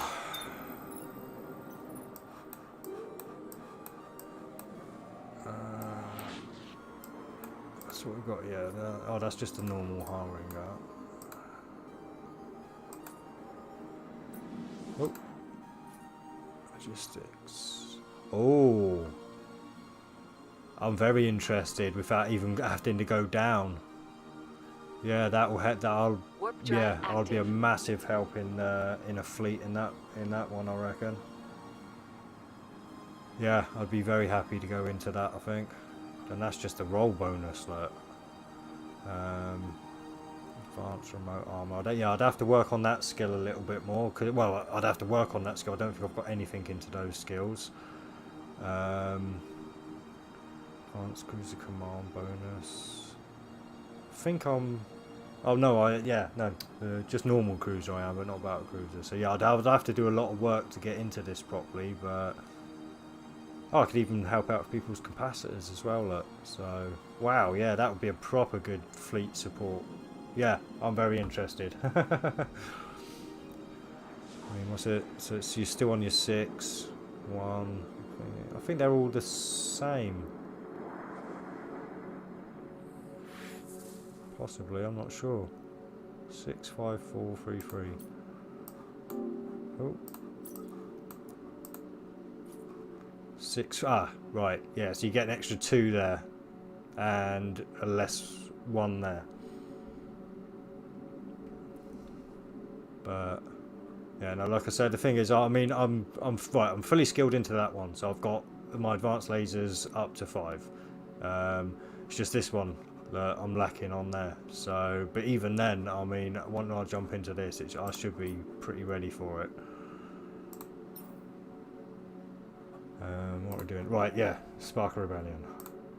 And again, even with this one, I know a lot of people jumping at a distance, but I know the first 2 waves on this are a piece of piss, so I just jumped straight in. Warp drive active.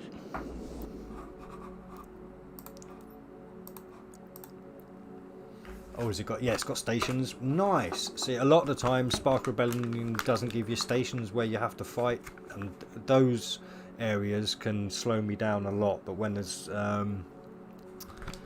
stations nearby, it makes things a lot quicker.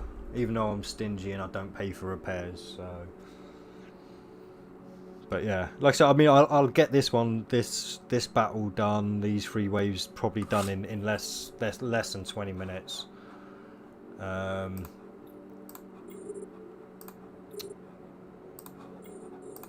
then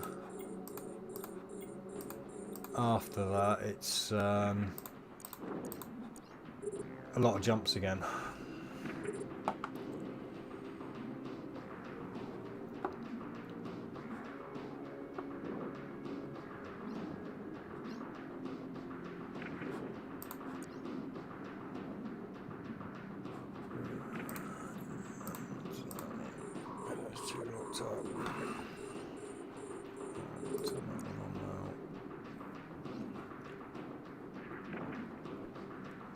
And yeah, but my biggest worry on a lot of these, not so much even on these 3 waves, but on the next 3 waves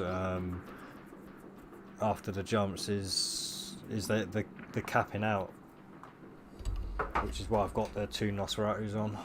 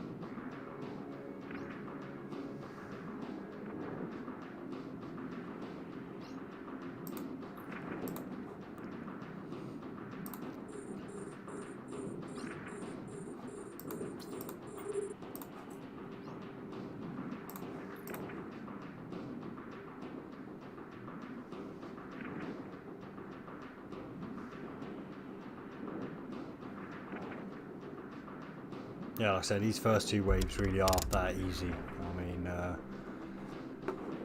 it's only this last wave on this battle that's any trouble because of a couple of elites, but even then they're not that much of an issue on this one.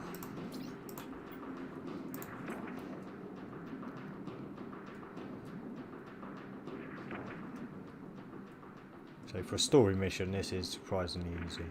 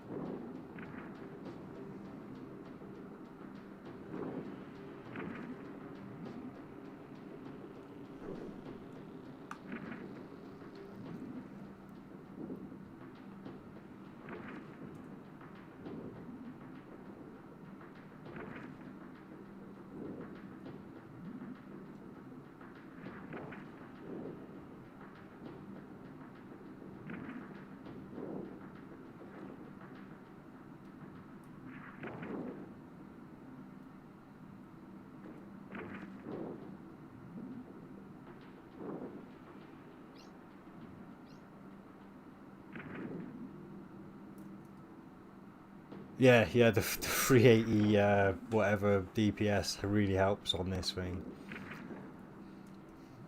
Like I say, when I get to the elites, it does slow down a bit. Like you could tell they're elites, but we should be okay. We should be okay. I mean, I'll tank as much of this as I can and do a quick yo-yo. Stick that one on.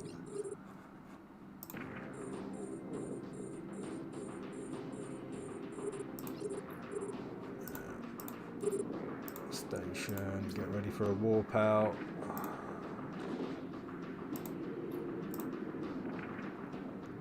So I've got some elites here now, as you can see, so they can give me a bit of a battering, and they're slowing me down a lot as well. I'm just gonna, in fact, to save time, I'm gonna warp out now. I'd usually like hang in a little bit longer, but I'm not gonna finish that quarter off before I would have had to warp out anyway. Just means that what I'll do now is I'll warp in at a distance, separate out some of those guys, and then go back in. So it's really not an issue. It's nice and easy. Well, I say easy. Obviously, it's all relative, but you get me gist. So this is a bit that takes a lot of time with the Spark of Rebellion. In fact, no, actually, to speed up time, because you're watching, I'll usually let the armor repairer do his work, so I don't have to pay anything. What I'm going to do now, though, is just for expediency, is I'll pay for the repair. And what am I paying? Yeah, 78,000. So it really does hit into your profits if you're paying for the repairs. So that's why I tend not to. But like I say, just for expediency's sake. Spark of Rebellion. Now I'll warp in. I'll warp in at the full 100, and that'll really space them out then. And hopefully I won't. Hopefully, fingers crossed, I won't have to yo-yo again. I should be able to clear this wave out now in one go.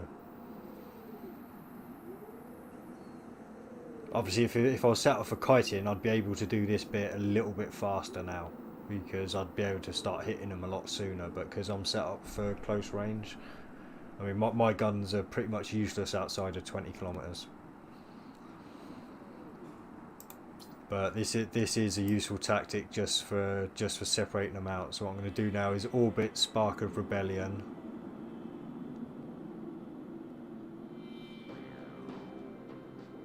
Yeah, like I said, I mean, I just go to the station, because even in low sec, the station defenses are like, nobody's going to attack you in low sec now. Not with the defenses the way they are. Right, get the elites locked. As you can see, there's what, 5 elites to take care of. I've got most of that one done. One of these, yes, this one here, he's coming at me really fast, so he's got a micro warp drive there, so I'll take him out in a second. And then by the time I've taken him out, hopefully these two will have caught up. And obviously, hopefully these other. Oh no, we've got 6. There you go. So 6 elites on this this third wave. Oh fucking hell! He's in range, and I'm too busy talking.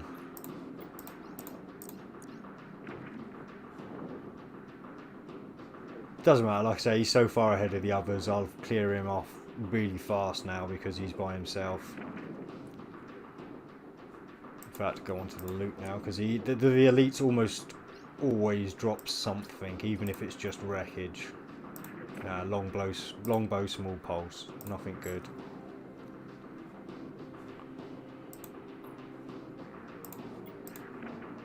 Got it. Right.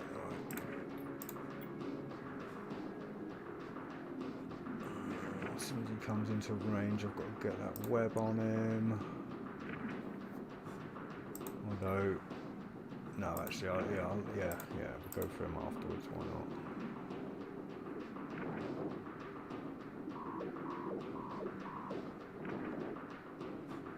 Get him on now.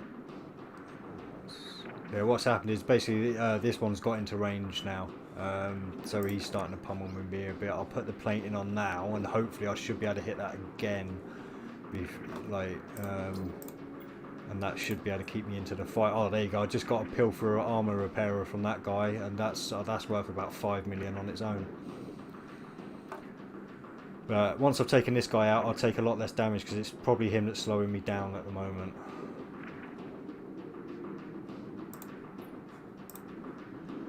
I know I could go and check, but I'm pretty lazy when it comes to doing PvE.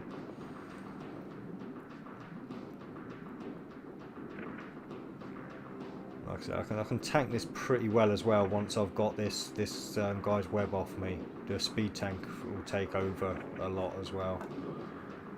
So I know it may not seem like your speed tank when you're doing 600 kilometers, but it really does help a lot.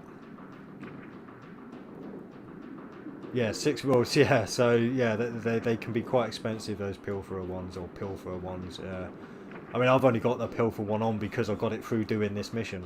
It's how I got a lot of my gear is through just doing this mission.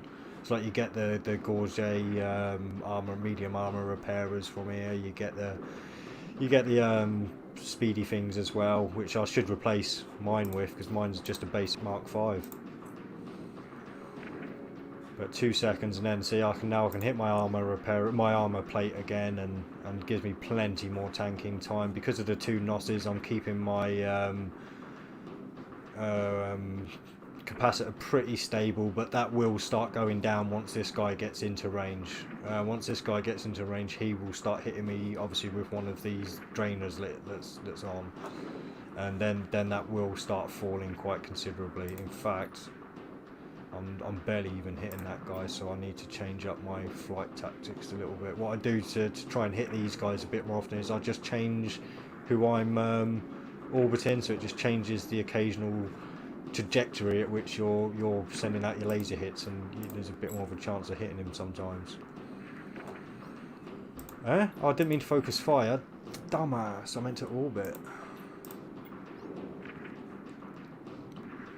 But yeah, for some reason this guy is taking an extraordinarily long time to take out. I don't know why. It doesn't. It's not. Oh, what? It's not usually that big of an issue to take that little guy out. So we'll take this guy out hopefully before I run out of something.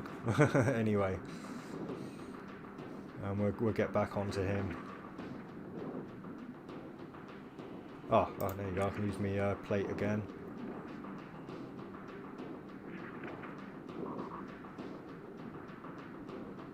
Yeah, so he's in range now. So what I might do actually is orbit him at like 20. And hopefully that will help with the cap. Because if anything, it's going to be I'm going to have to escape because of my cap, I reckon, before my armor.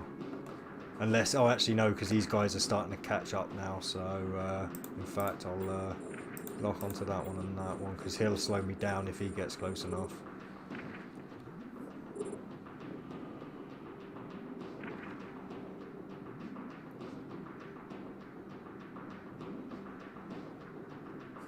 In fact, I'll take him out after this one.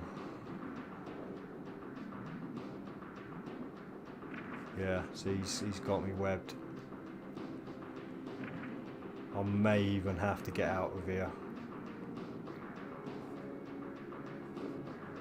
I'll save that one for a second, so I'm going to have to be a bit more careful now.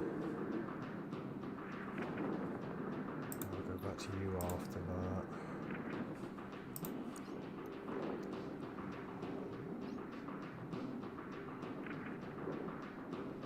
You just don't want to hit him. So, I mean, I did used to have double webs on, just purely for these guys.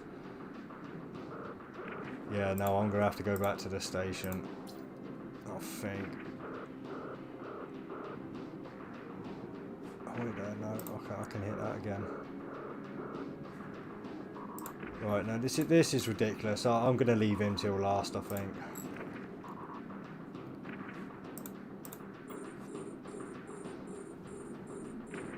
Oh wait, that's alright. Yeah, I don't have much for PvP or PvE fittings. Cap had asked me to concentrate on. Oh, yeah. No, yeah, that's a shame, unfortunately, because yeah, mining. Don't get me wrong, you can make a lot of money in mining, but it's so boring. Right, so I'm just getting my daughter knocking. Give me a second.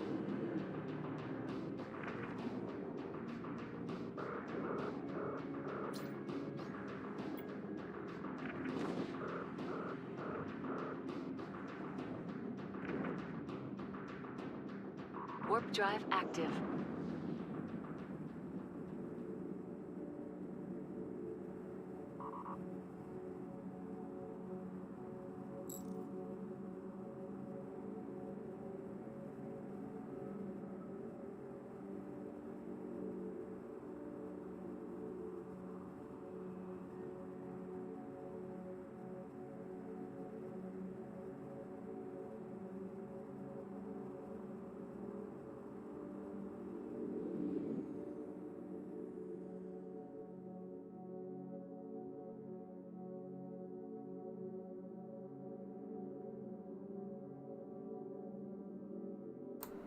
Right, she's gone. She just brought me up some cake. Isn't that nice?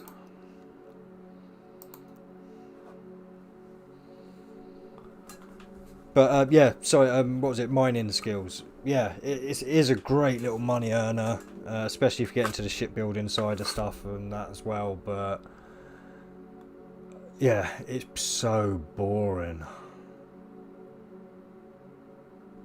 And ultimately, it is a support role. That's something you like. Cap should be asking people to maybe create alts to do rather than actually their main characters. Like I say, my alt's completely industries, completely mining and shipbuilding and reprocessing, and like I say, so yeah. Oh, pay attention, otherwise this is going to take forever.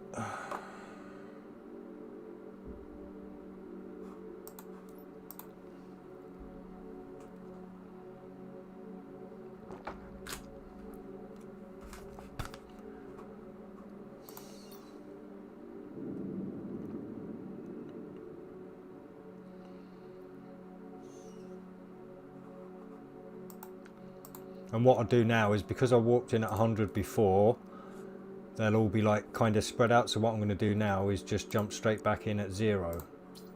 So just warp straight back in, and then I can start like taking out some of those destroyers that were lagging behind and all that kind of stuff before the elites come back to me, basically. So hopefully, right now this time I shouldn't have to warp out again. It was literally that little bugger, because I couldn't take him out fast enough. That it was that I should have just left him from the beginning and concentrated on the rest, and I probably would have been able to tank the rest of that mission out. But because I concentrated a little bit too much on that little elite guy, not this one, but the one that's in the same ship as that. Oof. Right, they're a bit too far away. I tanked that for quite a while, obviously. Right, we'll just approach you then quickly. But I want to take out because they're the ones that are going to slow me down.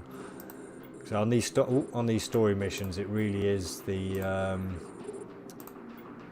littler ships that tend to do the things to slow you down and everything. And the bigger ships, at best, they'll be like Nosferatu's or energy drainers.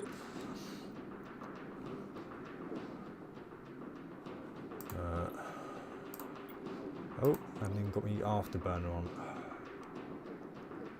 Actually, might as well turn those two on now as well, because that doesn't take any capacitor.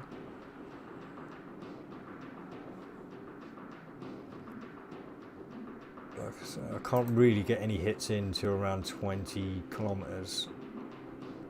So yeah, I do take a lot of damage going in. That's why I go back into the station, just to refill my shields. Get the capacitor back up already. Wibbly bomb. Should be able to take out these 3 relatively quick. I'm just going to ignore this guy now. Alright, let's get these ones taken out nice and fast. Oh, give that one a click. Yeah, onto that one. And I suppose for lock, I'll take these one. I'll take some of these out before I take elites out now. Just for this. Oh, actually, I'll take everything out now before the elites. Just because I know now I can tank this little lot easy. If I'd known there was only this few left, I really should check the ships more often. I probably would have stayed in before.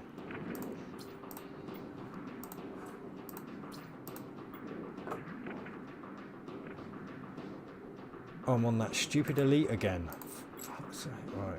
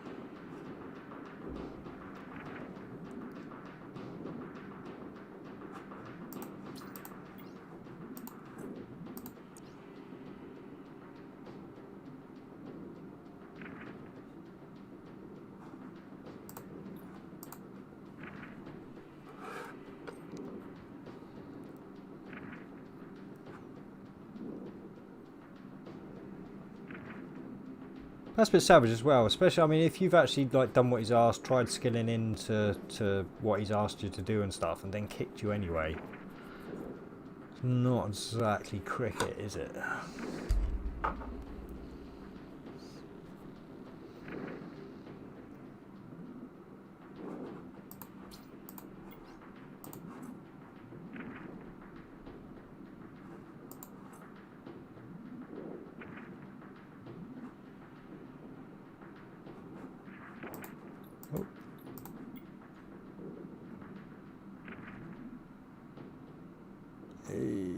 Oh, is it?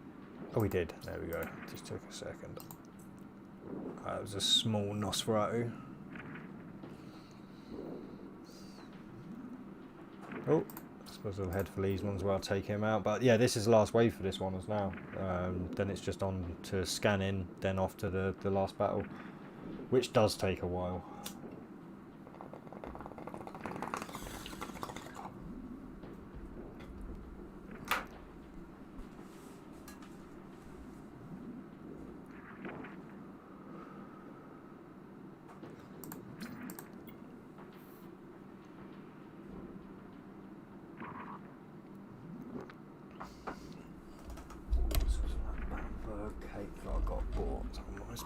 Oh, there you go. It's a medium energy, only a 5, but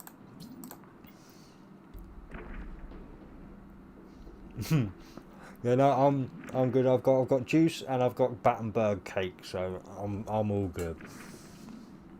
In fact, I'll mute up the mic so you don't have to hear me chewing.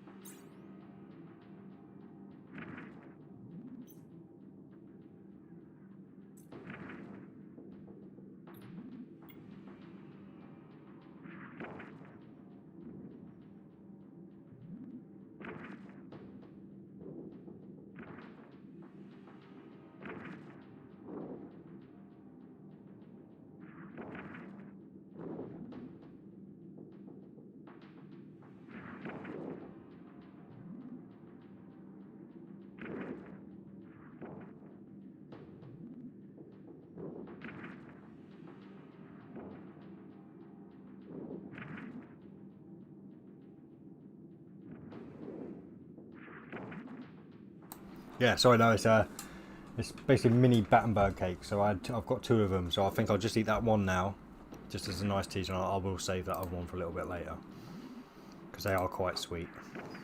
Oh, you gotta love a bit of marzipan, though, haven't you? Oh.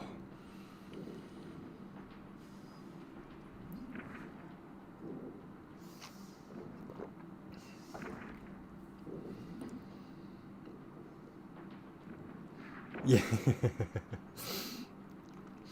Yeah, no, they really don't go too far. But like I say, they're very, very sweet. So I think it was about 3 or 4 bites per little cake. But like I say, I'll save the second one for a little bit later. I've got loads of sweets there. I've got humbugs and Everton mints and butter mental thingies. I've got dairy milk chocolate. I've got salted peanuts. I've got What are they? Bourbon biscuits. I've got what have I got here?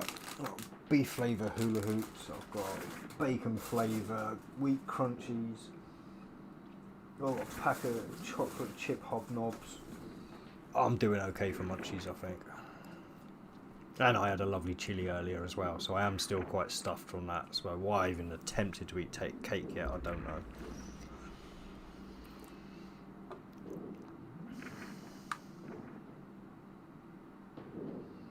Oh, this bloody armour plate on this thing.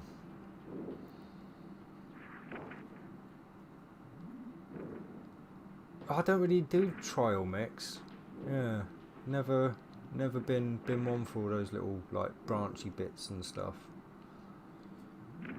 I'm very much an unhealthy snacker. I like my sweet stuff and crunchy crisps, or if you're a Yank, chips.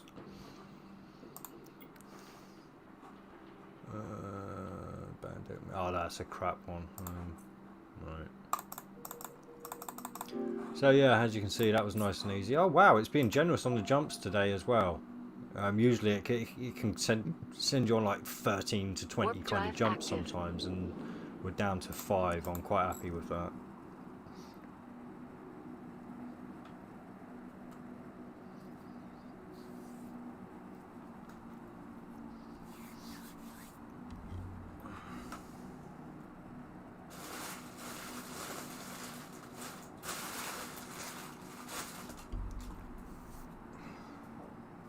Yeah, and the funny thing as well is, even with all these munchies around, like, I'm so skinny, it's not even funny. I mean, last time I weighed myself, I was 64 kilos, which is almost 20 kilos underweight for my size, because I'm 6'1".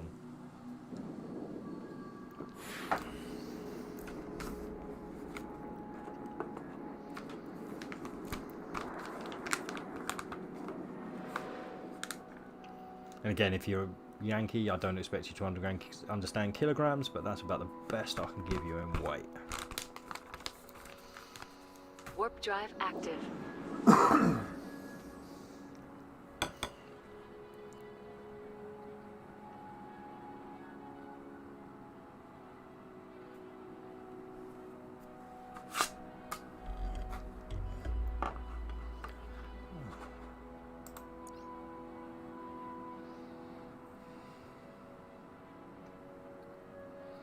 Actually, I suppose I should check and see.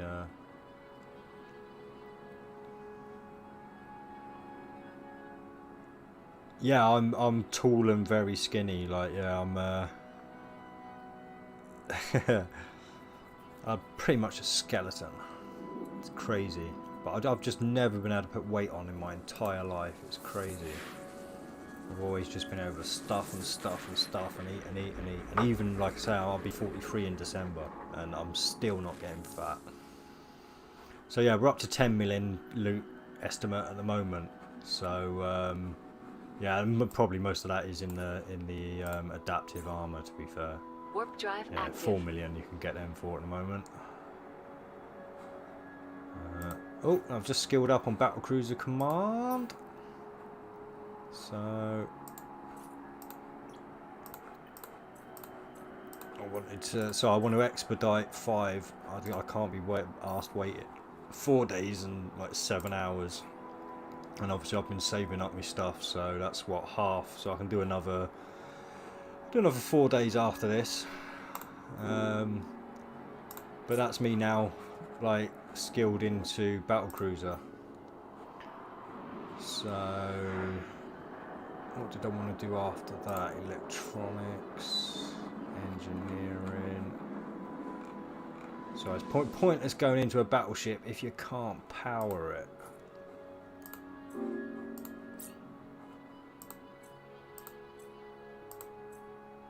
Warp drive active.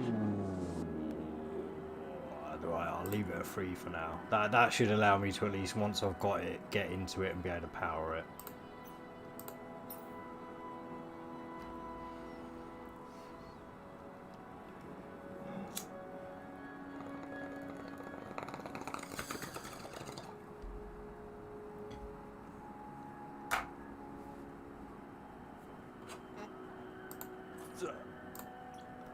talking about? Oh, there you go. It's because I just expedited. Alright. Oh, that's good. That's good, like I say, because now I really am ready for the Harbinger as soon as I can get the resources for it on my build account. I don't think I need too much more, to be fair. I mean, if I sent over this 86 million, it'd leave me with 100 million, and that would Warp probably be drive enough to active. fund it completely on the other account. But I'm stingy, like I say, so I'd rather wait. I can't wait to jump on this Spark of Rebellion in a Harbinger and see how fast I can get it done. I'm hoping I get it on like in literally like half the time.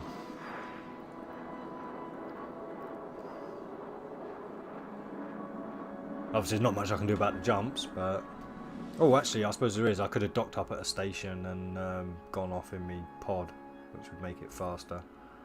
So I think your capsule is about the fastest way to travel.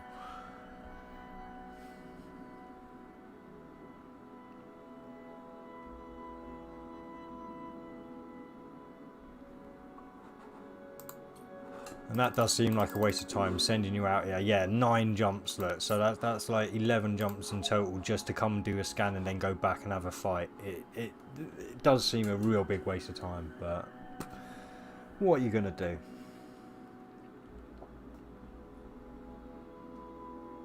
And like I say, this next battle usually takes around an hour. So most of the time put into this mission really is put into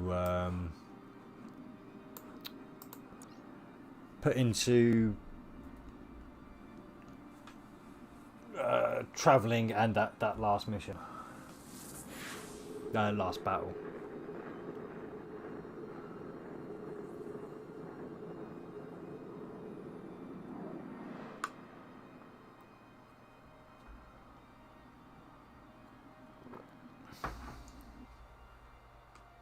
Oh, and I've got some clotted cream fudge Warp there as drive well. active. But I'm definitely too full to eat that now.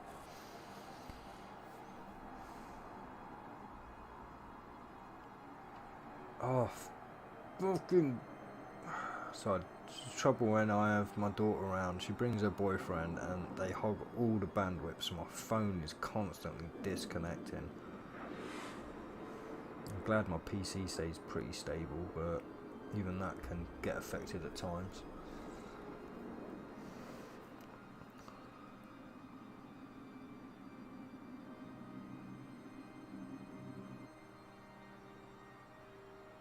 Yeah, on this next Warp battle, drive active. the first wave easy, the next 2 waves have elites in, so they get really quite pain in the neck. It's basically just yo-yoing like crazy.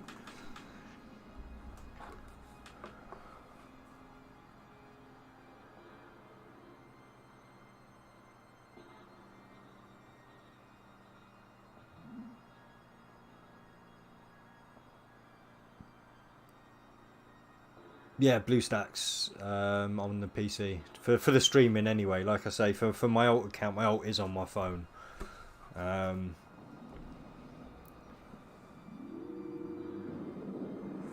But I mean, I know other people use other emulators, but I've not had a... Well, I've been streaming for what, 42 days now, and I think it's crashed maybe 3 or 4 times in that time. I think I've had more problems with my PC crashing than BlueStacks, so it's been pretty good for me anyway. And I'm using my PC is a HP Omen. It's got NVIDIA GeForce 2060 graphics card in, so it's a pretty decent PC. At least it bloody should be. It cost me $1,000.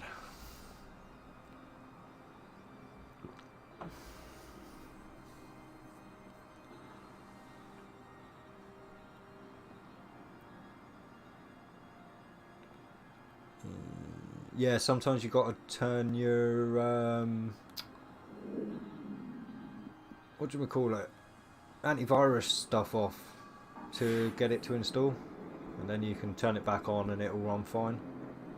But I didn't have to on mine, it let it through. So,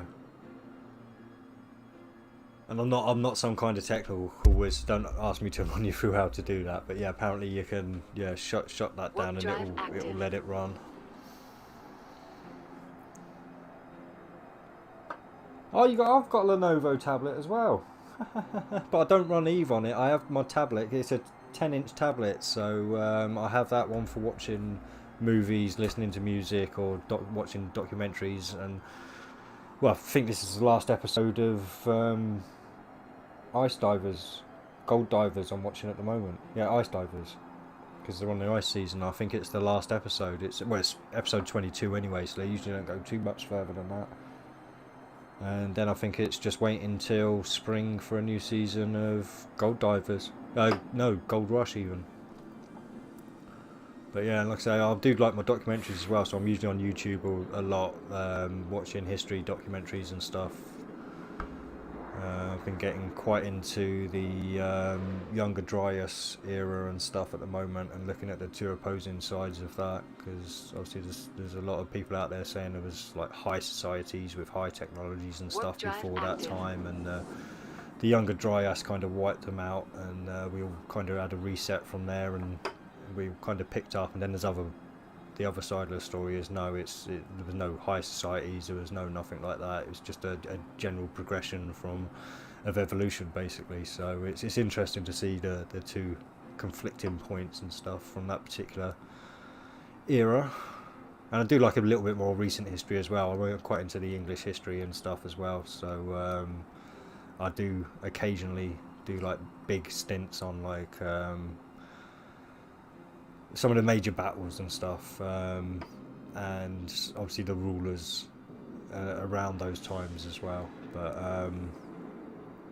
I mean, I suppose being an Englishman, the Battle of Hastings is quite a big one, like the 1066 Battle of Hastings and stuff. And there's still there's an awful lot of conflicting information even about something like quite as famous. So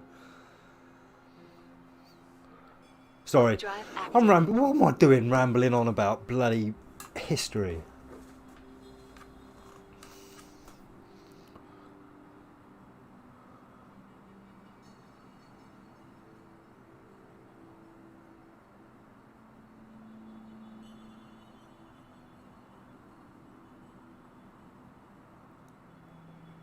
I mean, hopefully we'll get some. I mean, actually, there is always a chance. I've only had it once, but there is a chance that the guy locks you down with his weblock, warp lock.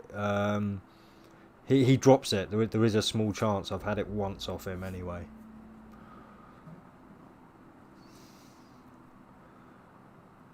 Yeah. Yeah, no, that's my trouble. I do tend, if I get caught up in something that I'm like quite interested in, I can tend to ramble about stuff. But yeah, I've been caught off a few times because people get me into the whole conspiracy talk, and then I really do go off on one. But I'm trying to hold myself back on this channel.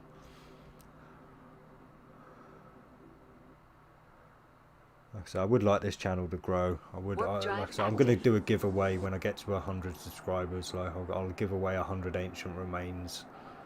When I get to 1,000 subscribers, I'm going to give away probably a battle cruiser. So yeah, I hope I can grow it. Like I said, I'm going to start doing more videos as well now, not just keep streaming all the time. So every so often, like I'll stream through using OBS, so but it's also got a record button there as well. So every so often, like I'll change the screen around a bit and hit the record button so I can do a little video. It's like at some point I am going to record Spark of Rebellion in real time with this Omen, just because it's a relative. I mean, it's not a cheap fit, but it's cheap enough. You can make a lot of money doing Spark of Rebellion with it. So, and obviously when I get the Harbinger, I definitely want to do a video about that, because I tried to look for videos about the Harbinger on YouTube, and there was about 3 videos. It was stupid when it comes to Eve Echoes anyway. There might have been more when it comes to EVE Online, but there was, I think, 3 videos when it came to EVE Echoes, and none of them helped really. They were like stuff that was obvious. So yeah, it seems like I think I've kind of got the how to fish when it comes to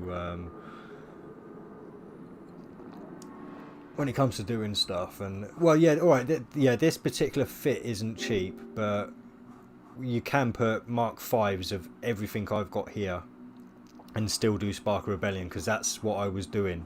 I've upgraded, well, apart from the lasers obviously you've got to buy with the C types, but everything else I upgraded from just doing the Spark of Rebellion mission. I started off in Mark 5s. Yeah, it takes a little while longer because you've got to do little bit more yo-yoing. Again, on this one, the first wave's usually pretty easy, so I'll just warp into the first wave. As soon as this first wave's over, I'm literally just going to warp straight out though. But yeah, this I mean, this particular build, I think this has got to be at least a 300 million build. Yeah, all together, like with everything. If I lost this, it would probably show up as like 300 plus million. But with Mark 5 stuff, you quickly take that down to like 100 million build. I'm not even sure how much Omen Navy issues are going for now, but the biggest chunk when you start off is the actual ship itself.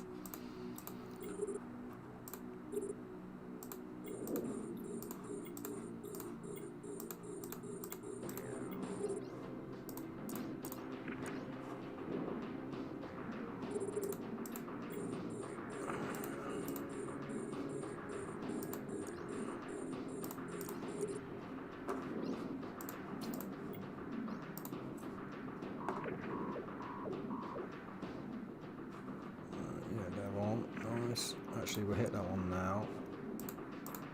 So the main thing here is they're slowing me down, so that's why I'm taking quite so much damage at the moment.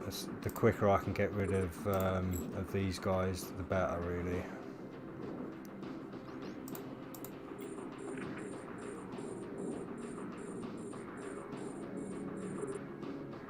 So there's no elites on this first wave, so I should be able to tank this pretty okay. No, that one.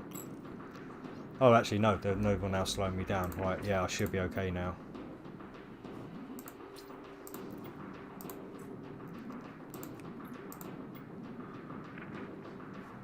Alright, yep.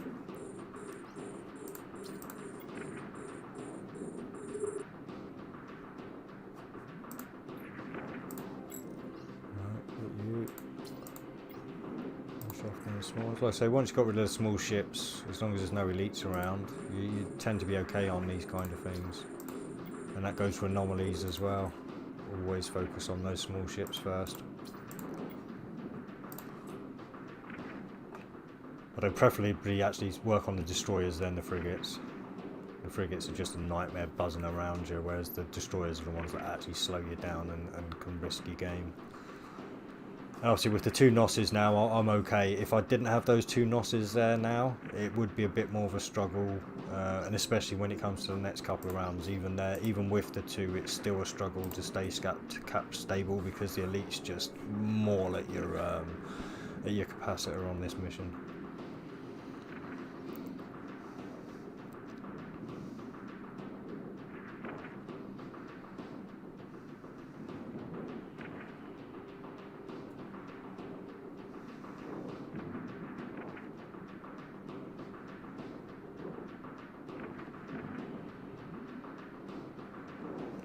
So as soon as I've cleared these out, I won't even hang around for the next wave. I will literally just warp out and then warp in at 100 kilometers to separate them out a bit.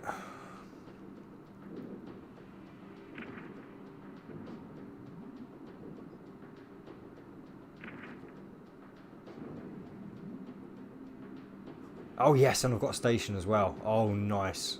I mean, that's super lucky. Like, I had a station in both set of battles. That doesn't happen often, and quite often you can go into both set of battles and not have a station, and obviously that takes so much longer to do because you've got to wait for your cap to go up then as well, not just repair your armor.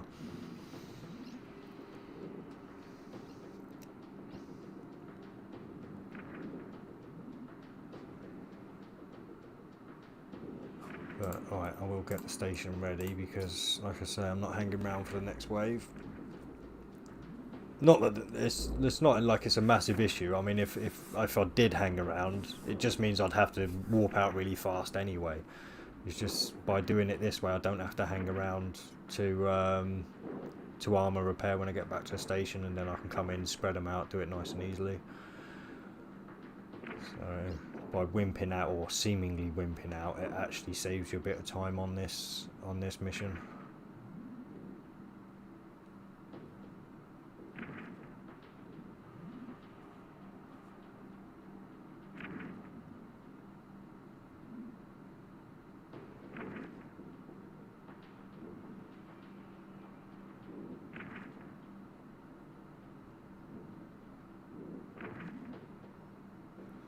So I've got another 2 waves after this.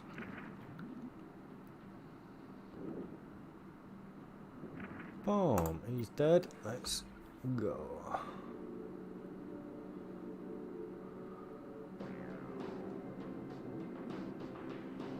Warp drive active. Yeah, and it's like the warp disruptor guy doesn't come in till the last wave. And it's always a destroyer guy that's the one doing it. I'll literally quickly dock up now, just so I'm going in full with the capacitor and shield. Kite them out for a bit, obviously separate them out, and do pretty much what I did on that last wave of the last battles.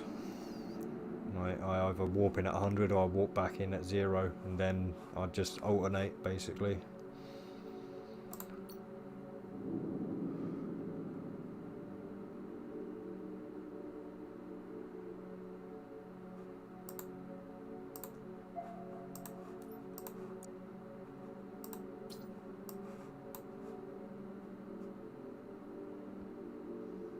And there's at least one of the elite cruisers on here that's faster than the 2 small,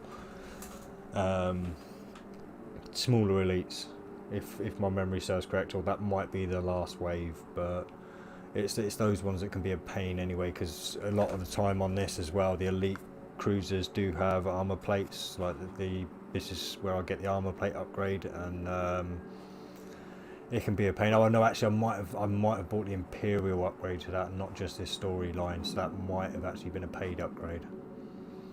Alright, so we'll orbit that at 100 and see which one of these elites gets to us. 'Cause yeah, it's that. Yeah, this is speedy bugger. You wouldn't think it a Mauler or a Mala being the fastest one, but yeah, they've obviously stuck a micro warp drive on him. So as you can see, he's quite significantly speeding away from the destroyer and the frigate.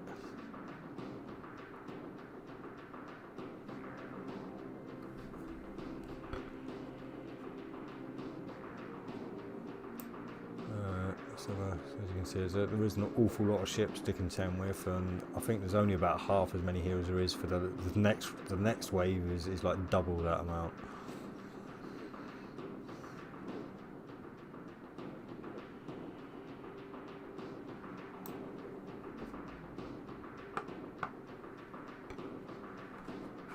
Like I say, if I had a kiting fit, I'd be hitting him by now, like.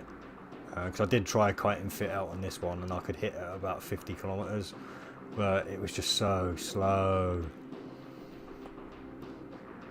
Yeah, well, it added about half an hour to the mission anyway. So he's starting to hit me now. So we'll get this stuff on, and as soon as he hits 20, boom. And I will actually web him as well. He moves that fast. It's worth webbing. I don't usually bother webbing cruisers, but like I say, he's a shifty bugger. Actually, I may as well take him as well. So I want to be ready to take this guy as well, because as soon as he comes into range, it's a lot better to take out these small ones before they can get in close.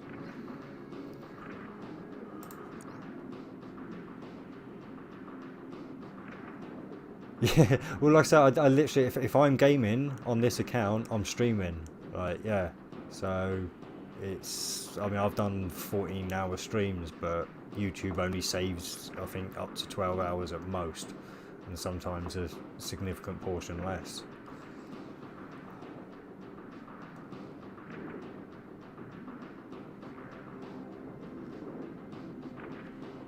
He's going to take ages again, right. Otherwise they're just all going to catch up to me and I won't be able to tank it. So I've got to start taking out some of these other guys. Probably should have gone for the Capri Corsa. Still, if I can get him done pretty smartly, then I should be okay. No, I'm gonna have to yo-yo again. Right, I'll go for that one next, but we'll get onto the station to get the hell out of there. I don't think I'm gonna. No, I'm not white. Oh, I took him. I'm white. I've got another 15. So if I can.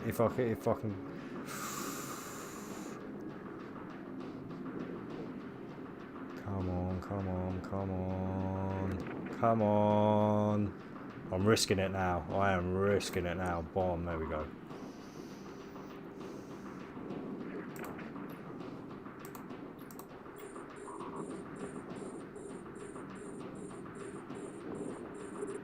No, I'm still gonna have to go.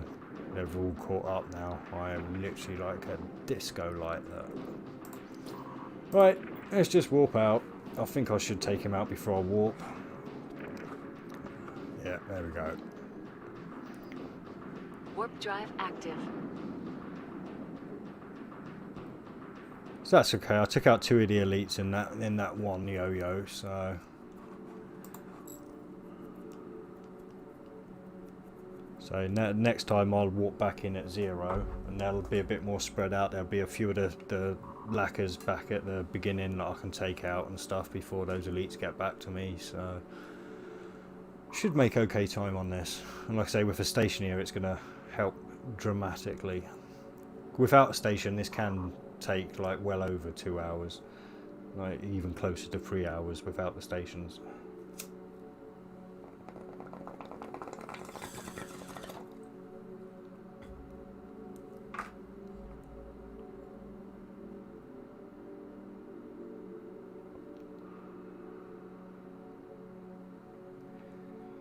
And I do see a lot of pods coming from here, so I do always wonder, did they just get taken out doing the same mission I'm doing? Right, so wherever you go when I'm doing this, like doing this mission, whenever I come back to a gate, there's usually a pod or 2 little paths.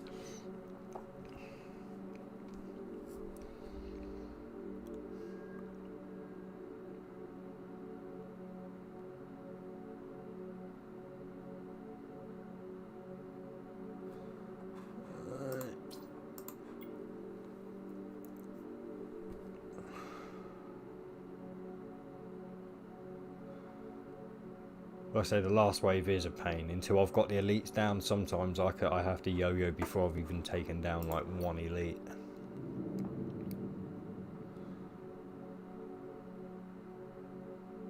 And then all of a sudden you're ready and you can just clear the wave. But we're not quite there yet anyway, so let's just concentrate on this second wave. So back to 0 now. Warp drive active.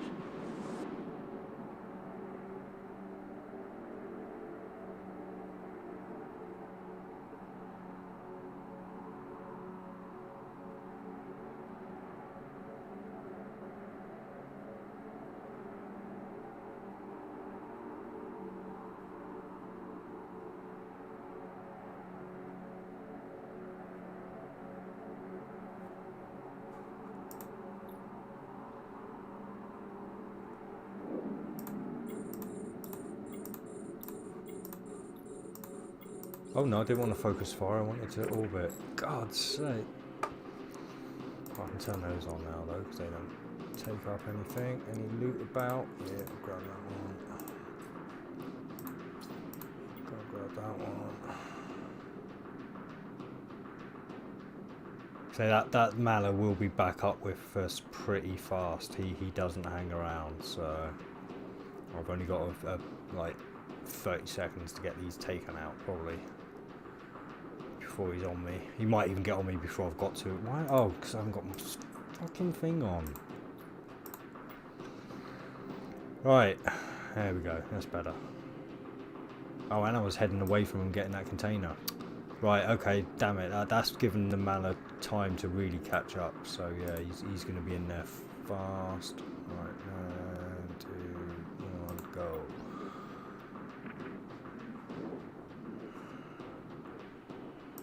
And you. Oh no, he's alright. He's not there yet anyway.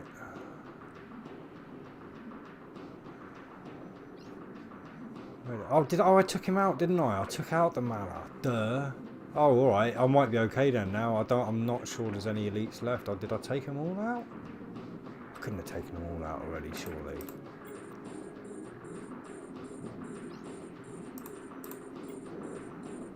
Oh, put your armor repairers and stuff on, you dickhead.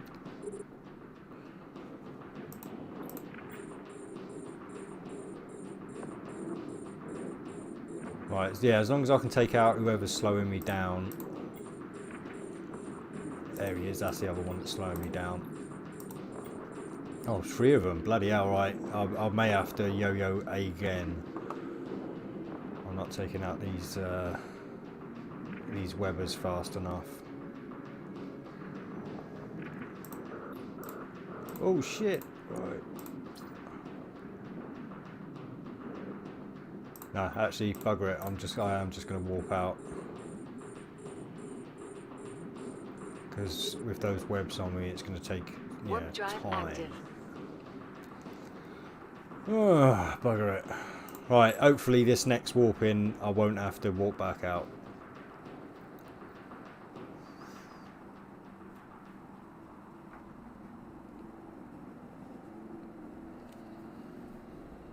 Still, I got rid of most of those webbers now anyway, so as long as I get those taken care of pretty sharply, I will be okay.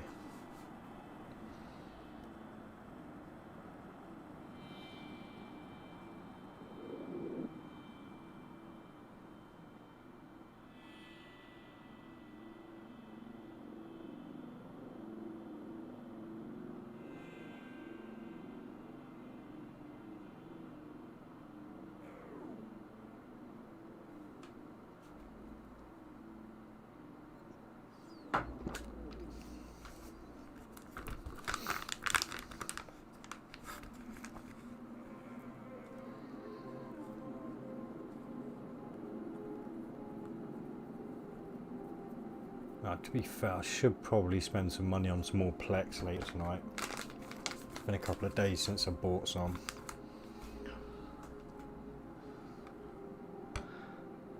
Yeah, I might even stretch and go for 300 later.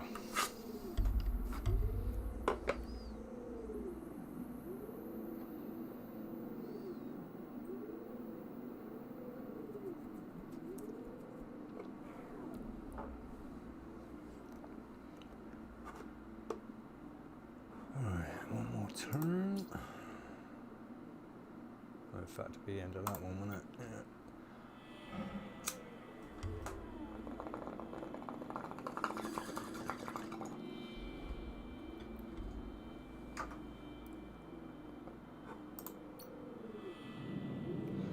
Yeah. Actually, bugger it.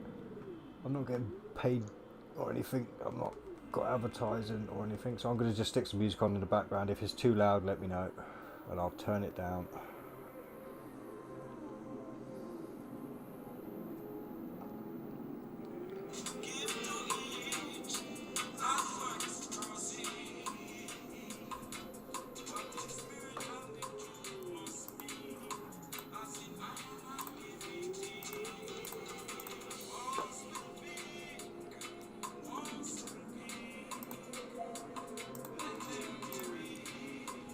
So the worst that's going to happen is the stream will get taken down. But I don't, to be fair, like I say, as long as I'm not advertising, I should be okay. Right, there, let's warp in at 100, grab those elite thing. Oh, pity drones can't be outfitted with EMP to neutralise the web of that. Yeah, yeah. So there's lots of little tweaks they could do to things, but I think that they are trying to keep this as streamlined as possible to make it a bit more of a casual gaming experience. Oh, don't I have any ABBA? Dancing Queen. No, I don't. I basically, this is on YouTube. There's a guy called, if you type in Lewis Bennett on YouTube, and he just does a 24/7 reggae music stream. So yeah, not into reggae, of course. Don't bother.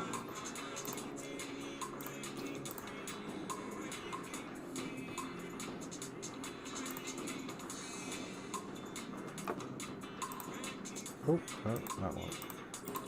That one. That one. That one.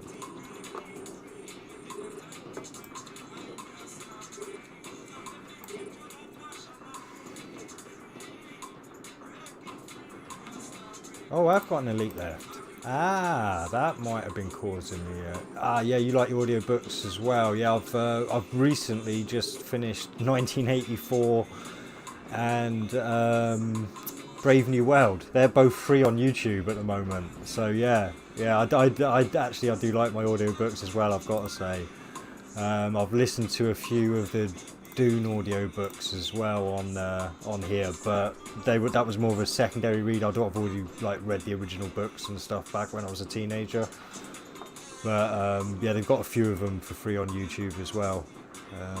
Well worth it. I mean, the movie they're bringing out this year of Dune is going to be absolutely shit. From the clips they've shown, they've liberalised it, unfortunately, which is not what Dune is about. Dune's message needs a subtleness of like a caste system, and in that caste system you have mainly white people, unfortunately, and they've diluted it. They've changed the sex of a character, which you cannot do in that saga either.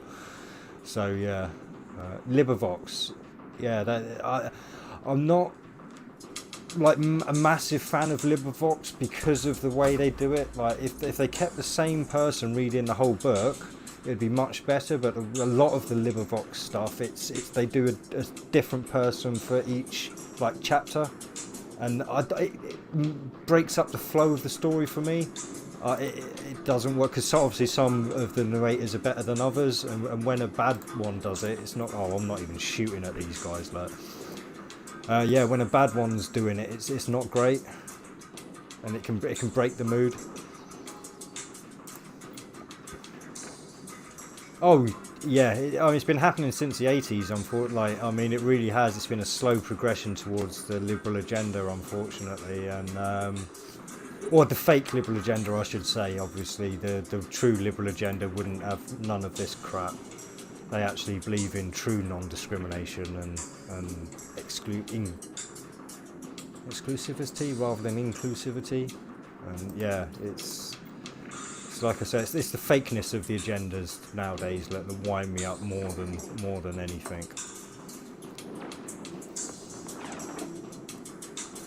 Actually, this is going to take forever to take him out. Let's get these guys gone.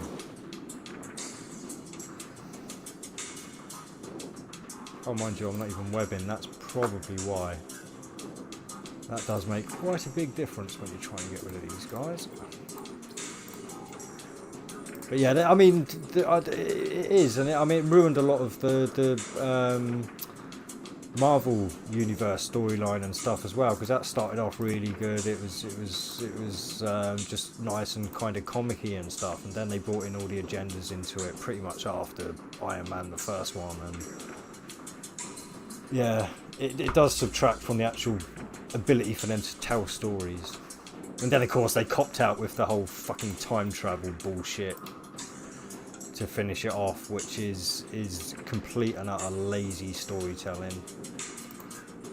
Anything to do with time travel is just an excuse not to bother to use your brain to write a story.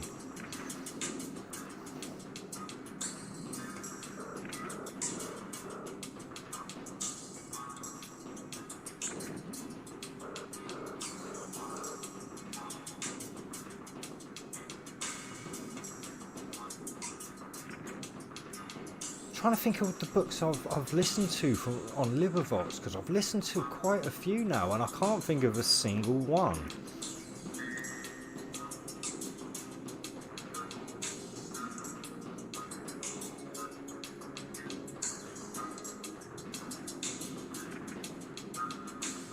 Or maybe it was Brave New World, possibly I listened to on LibriVox actually.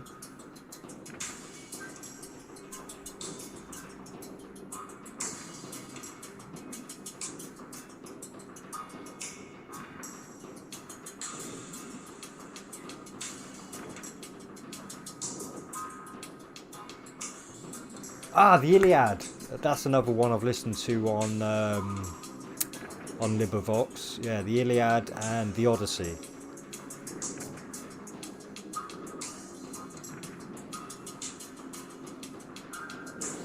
Yeah, like for me, yeah, if there's not an audiobook, I am one of these people that's quite happy to actually still read.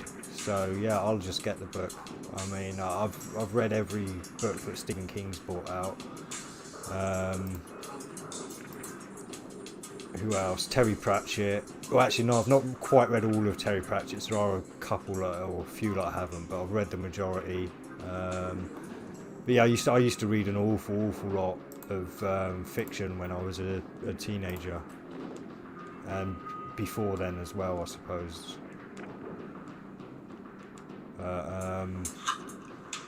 Yeah, so rereading. I mean, it's only been the past like 10 years where I've let reading slack a little bit because I've been quite a lot into the whole gaming side of things.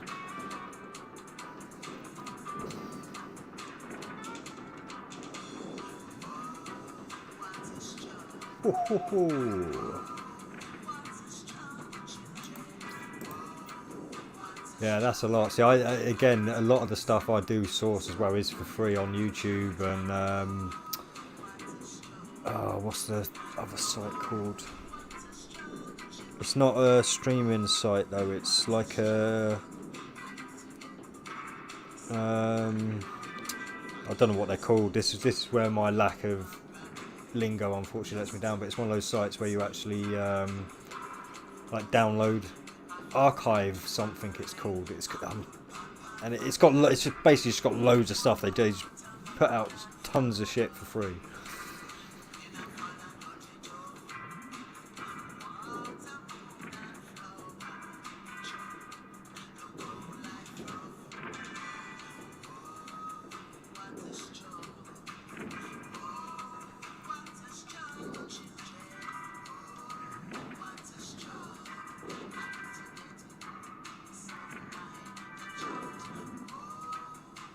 Yeah, unfortunately I did get rid of most of my books. I've not kept on to most of them. I've got a small selection of like my favourite Stephen King, Terry Pratchett. I've got a few like more conspiracy kind of sided books, and that's kind of it really now. And I like I say, I'm more into the whole gaming side of things. I figure I can start reading again when my fingers stop working and can't run a mouse. I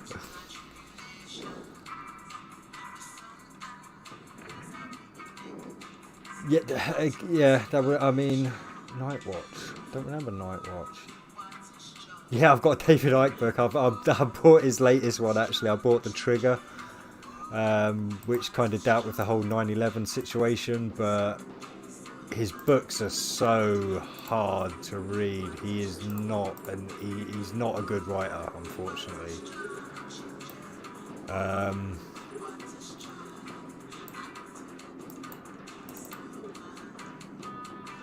So yeah, I found it very hard to read, and now all it does is it's a stand underneath my television to lift my television up above my Xbox One, so the Xbox One isn't covering the screen. It's literally just a rest now. But yeah, he's controlled opposition anyway, David Icke. I mean, I only really bought the book because I wanted to find out a bit more about the people behind the old 9/11 thing. But I found that he actually takes you away from what you really need to know. I mean, it's a massive book, and all he really needed to say was check the stock exchange, and you'll see exactly who did what or who knew about it, and that's it. Like, it's just crazy. Yeah, no, I know, but honestly, if you read the trigger, you'd use it for a stand of some sort as well.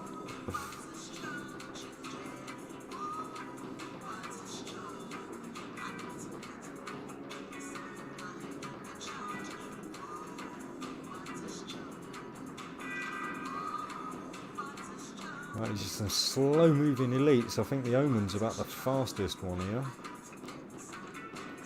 I don't know where the rest are. I'm sure there's more on this last wave usually. I mean, I know there is because there'll be the guy that webs me's on this. As you can see, there are a bazillion ships behind me.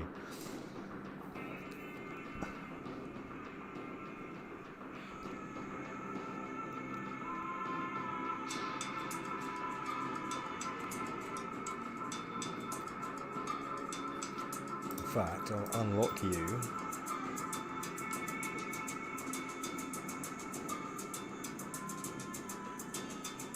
Yep, the Omen. No, it's smaller. Is it small? The Omen. Small Gods is one of my favourites. The Omen. That's one he co-wrote, isn't it? Is that one he did with Neil Gaiman? Possibly, because I know he co-wrote a few books with him. It's not one of the Discworld stories anyway, is it? It's one of the offshoot ones. It's because I'm more familiar with the Discworld stuff than the non-Discworld stuff, because the Discworld stuff was my favourite. But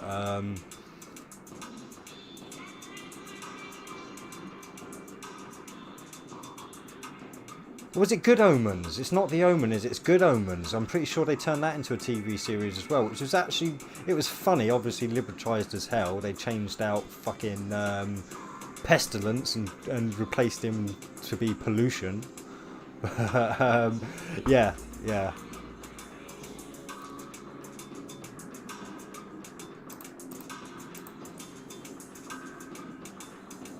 Right, actually, this is going to take forever if I don't start attacking something.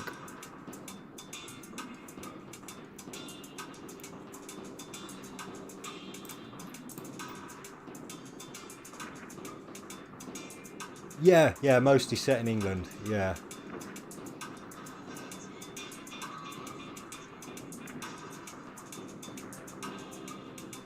It's like the Antichrist story, isn't it? But it all goes wrong. They mix up the baby, and he ends up with a normal family and stuff. And the Hellhound, instead of becoming a Hellhound, becomes like a nice dog and starts forgetting how to be evil and stuff. Like the book is so much better than the series. It really is. But the series again, they did choose some good actors for the way they chose to portray that book in live action. It was okay. It really was. It wasn't a complete like turd like a lot of book conversions are. They at least tried to keep the spirit of Pratchett alive in it as well. Oh, it was. Oh, okay, right, yeah. Oh, of course, the old Damien. Duh. Why didn't I see that before?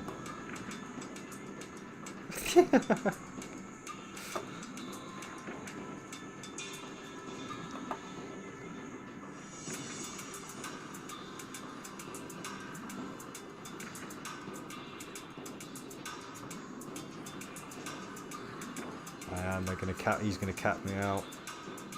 I am gonna have to go back to the station.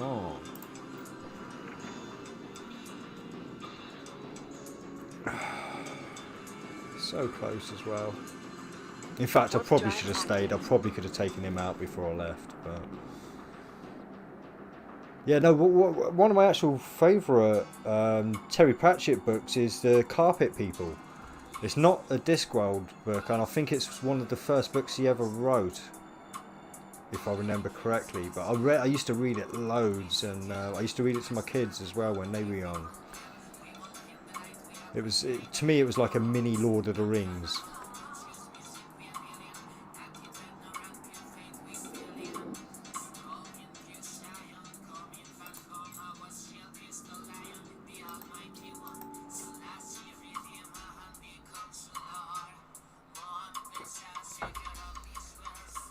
Although Lord of the Rings, that's another great book. I've probably read that about 10 times. Or a great set of books. It's kind of, well, the version I've got is split into 3 anyway.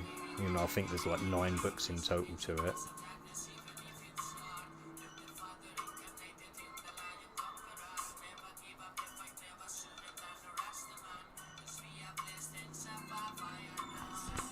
Ah, okay then. So yeah, he was. But I think this is a lot of the thing with a lot of writers as well, because I think Stephen King, he had like a general theme kind of thing behind a lot of his stories, even though you couldn't necessarily see the connection immediately. There's a general connection between almost all the Stephen King books. So I suppose it's hard not to when you're the one writing something. It's all going to come. It's coming from the same kind of source. You.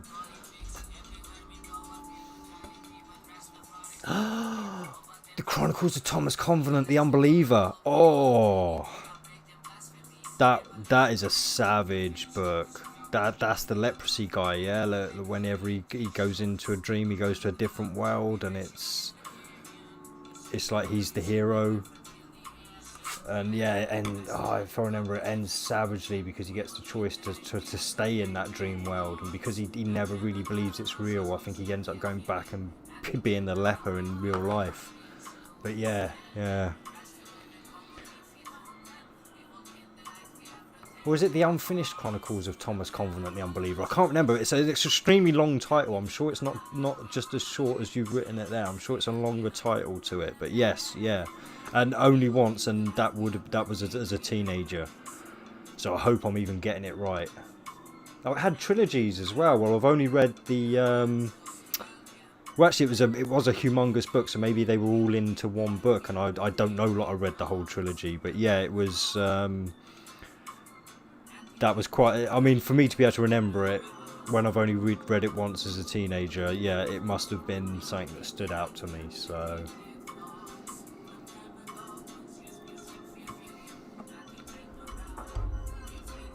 Yeah, that's a blast from the past, actually. Wow. I might even have to see if I can find it, because that might even be something that my mum's still got kept somewhere.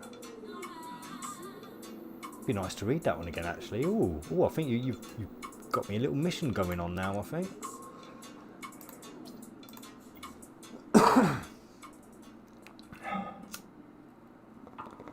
Warp drive active. Oh, I used to read a lot of the old. The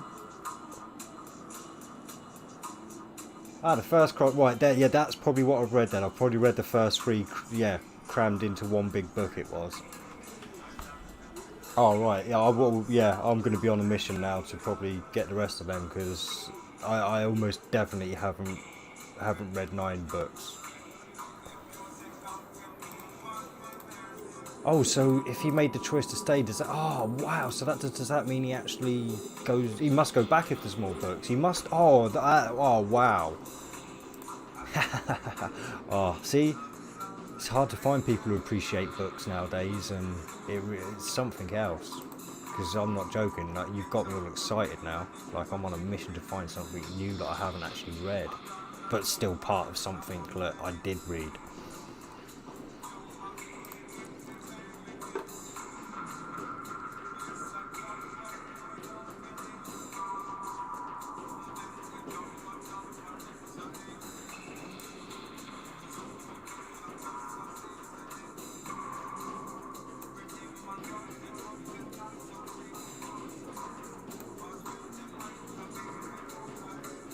But yeah, sorry, what was I going to say? Yeah, there's,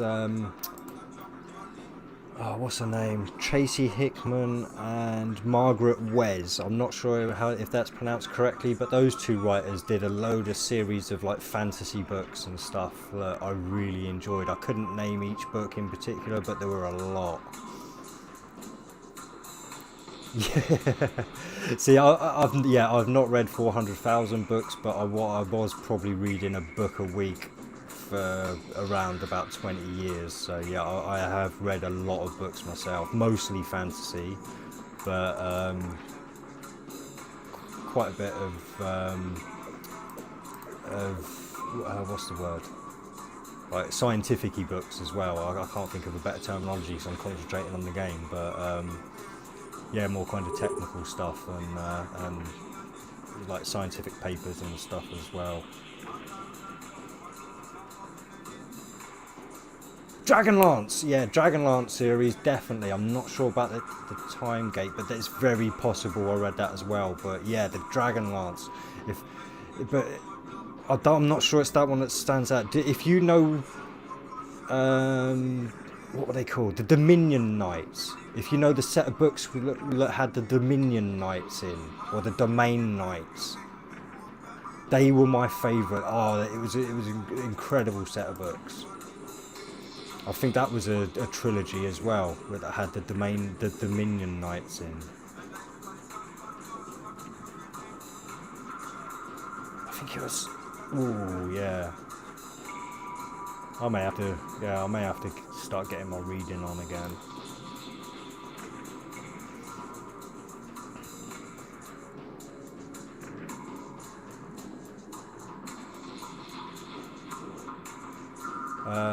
Stephen Hawking, Jim Al-Khalili. I actually don't know Jim Al-Khalili, sorry.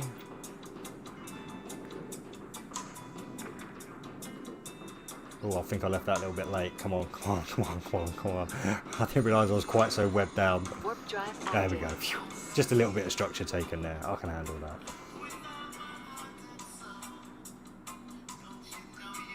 They were the Chronicles of Strum.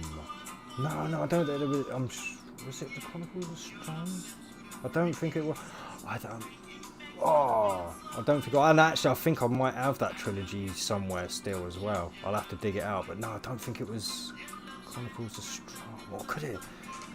All I remember is the first book was like set in like a magical kingdom where everything was together and it was all great, and then the second book's like set 200 years later and there's like a Dominion Knight on his quest for the Sovereign Stone. That's right, it's part of the human Sovereign Stone. That's probably why. Yeah, I don't watch television, so yeah, I probably that's why I won't know who Jim Al-Khalili is. Although I do like a lot of the whole sciencey stuff,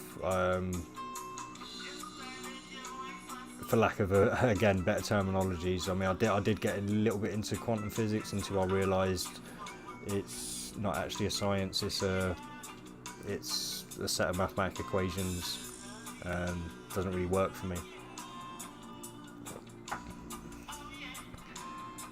Yeah, thought experiments and equations are all very well and good, but I prefer reality itself. What can actually be measured, tested and reproduced.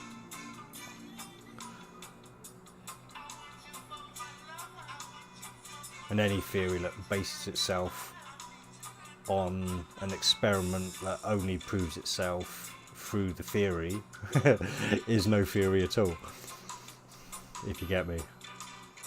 Like the whole double slit experiment, it only works the way quantum physics says it works if quantum physics exists.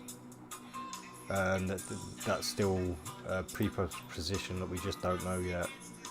There's so much about quantum physics that isn't scientific. So. And of course we've got so many movies to blame as well. Movies dumb people down so much because obviously they can't use the true science because it doesn't work in the movies, but they dumb it down so it sounds all great. And yeah, that shouldn't be too expensive for that. Yeah, no, it's a nice cheap one, 13 grand.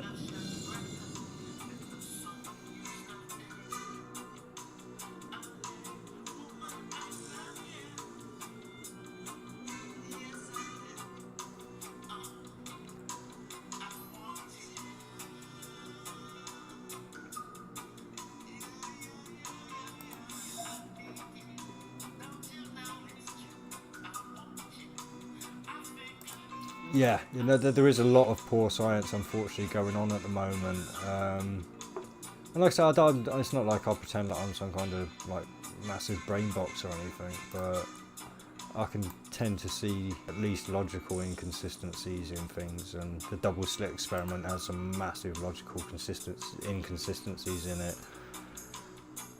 Warp drive active.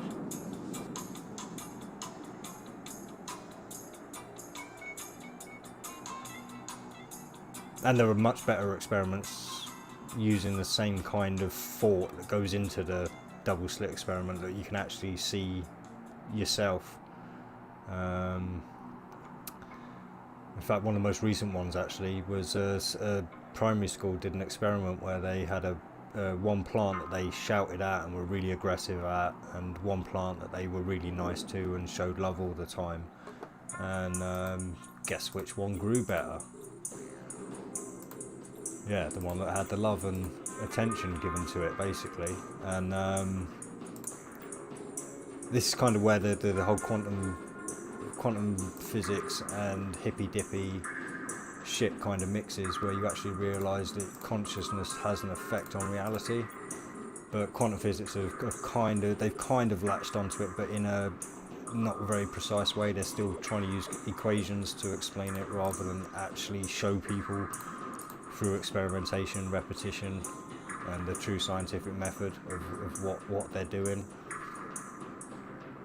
Why is it? Oh, he's not shooting. Fuck's sake.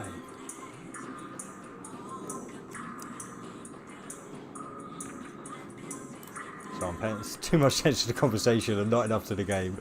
So as soon as I get rid of these guys, I've got rid of the guys slowing me down now. So there'll be one more guy out there with the warp scram. Oh no, there they are. They've caught up there, slowing me down again.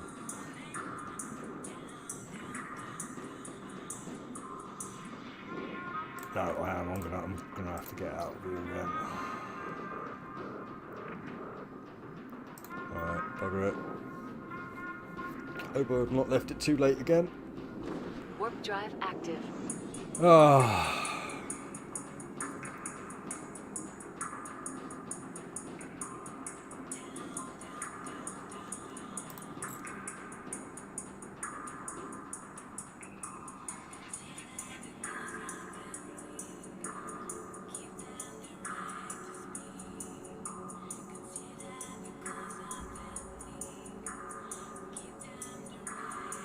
I mean, and not that I'm a massive fan of Einstein, but even, like I say, even Einstein himself had massive issues with quantum physics.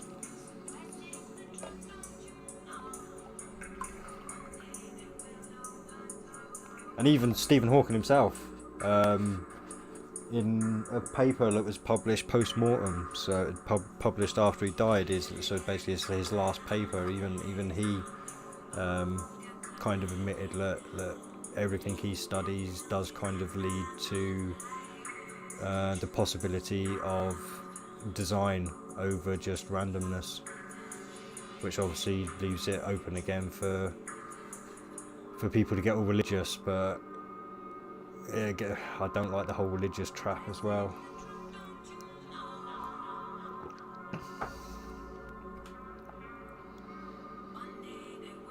So yeah, it seems like Stephen Hawking went to his grave at least believing in a higher power. So did I just say Stephen King? I meant Stephen Hawking if I did.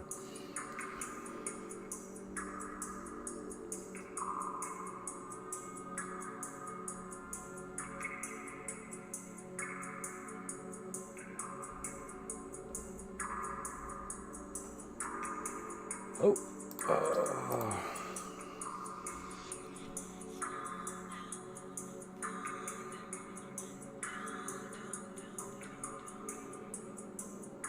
Oh, okay.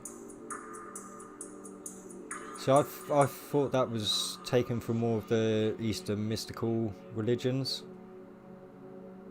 more particularly the Vedic scriptures.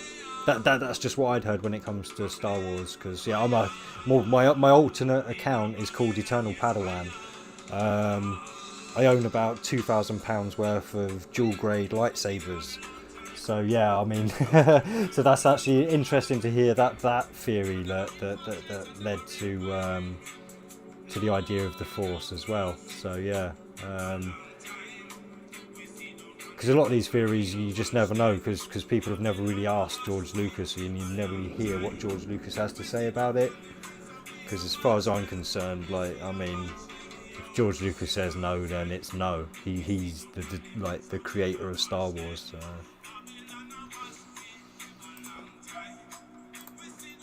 But yeah, I don't. It is a great concept. But again, I mean, it can lead you too quickly into the whole New Age movement and stuff, and that's not a good place to get caught up in.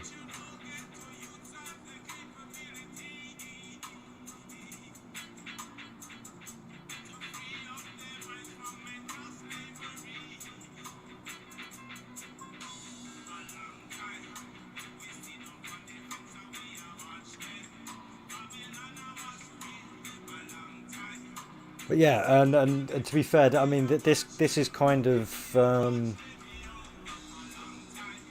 lot of what the whole kind of almost unifying theories and stuff are starting to come into play and stuff. I don't know if you know of a guy called Nazim Harriman, but he's very into his quantum physics. I mean, but I think he looks at it at a slightly different point of view, because he kind of led me on to the whole, like, everything's connected, the symbiotic universe, basically. So everything is connected through a symbiotic need. Like, you can't take any one thing away from the universe without the universe collapsing. So it doesn't just mean like obviously something dying is not taking it away from the universe, because energy can't be destroyed. It can only be what's the word? It changes to a different form, basically, of energy, and it kind of all leads to the whole oneness of everything. And every time, like, science seems to think like it's found the answers to stuff, once you actually look a bit closer, you see it's actually connected to this thing and that thing, and yeah, transformed to a different form of energy. Thank you.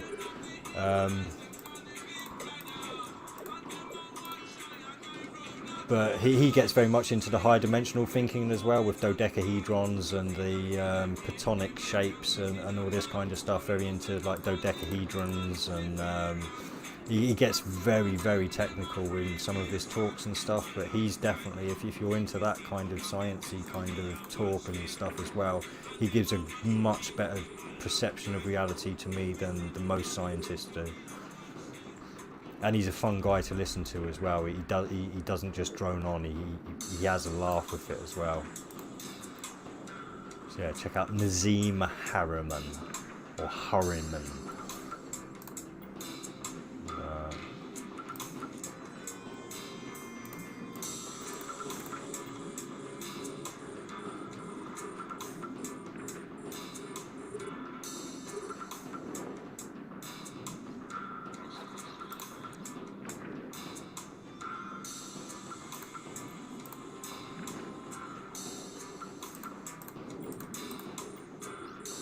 Some of these small ones before I've got to go again, because I'm definitely going to have to walk out again. This is getting ridiculous how much.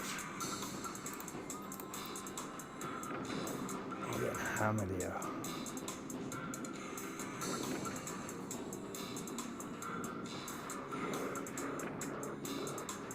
Oh no, I might make another one. Alright. Yeah, as long as I'm getting bashed. Oh, like that. Come on, quick, get 2-1. Right, yeah, hopefully we'll take out this elite then before I've got to go. Oh no, I'm getting the webs. I'm actually gonna just walk. Yeah. By the time that, yeah. Sorry, with 4 webs on me, it can take forever to get into position. Warp drive active.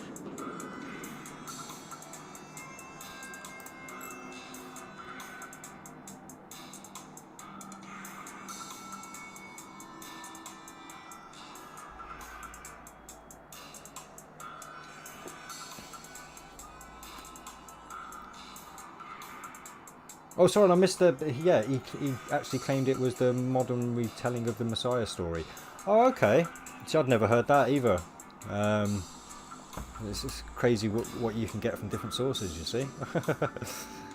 But yeah, no, I mean, I know he definitely tried to bring in a lot of esoterical thinking into things. And he didn't want it to just be some kind of like sci-fi action movie. And it was a kids movie as well. We've got to remember this.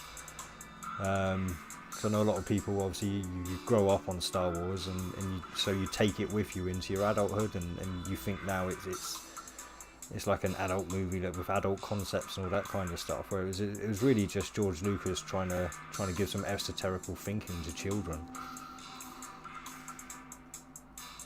And then of course Disney came along and fucked it all up. Motherfucking satanic pieces of shit.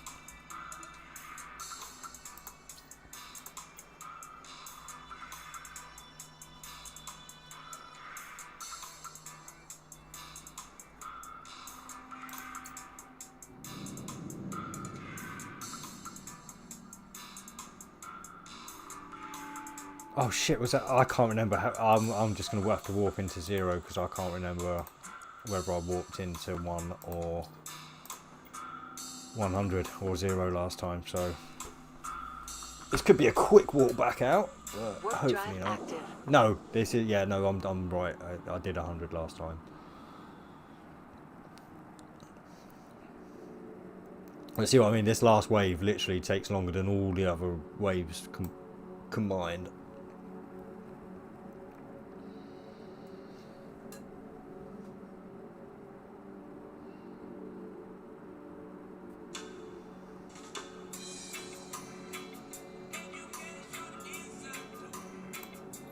Right, I want you. In fact, I'm going to go to ship and get. I want you. I want you. I want you. I want you.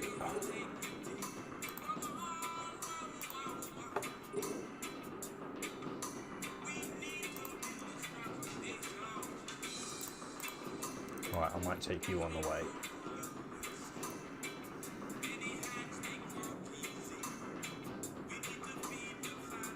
Yeah, it's literally, it's just these small ones. They're more of a threat to me than the big ones. It's crazy.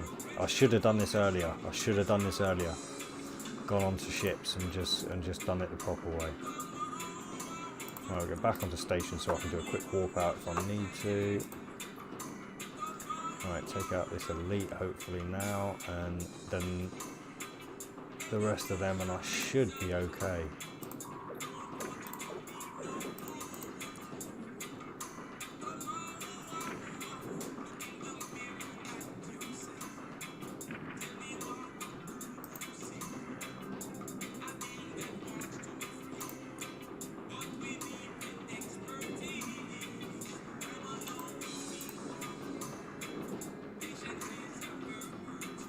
Armor plate, you son of a bitch.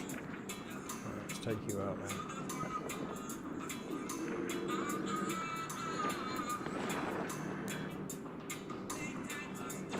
And after you, we'll take you out. Yeah, get rid of these ones quickly. Bugger it, at least then I won't be slowed down.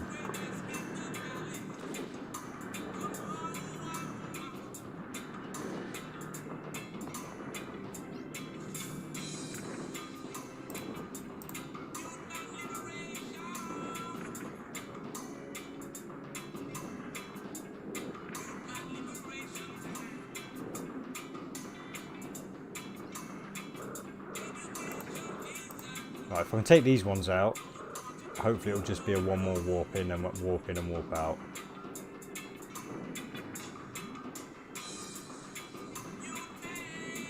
No, I'm gonna have to. Damn it! Right, at least there's only gonna be one guy webbing me down when I come back. Right.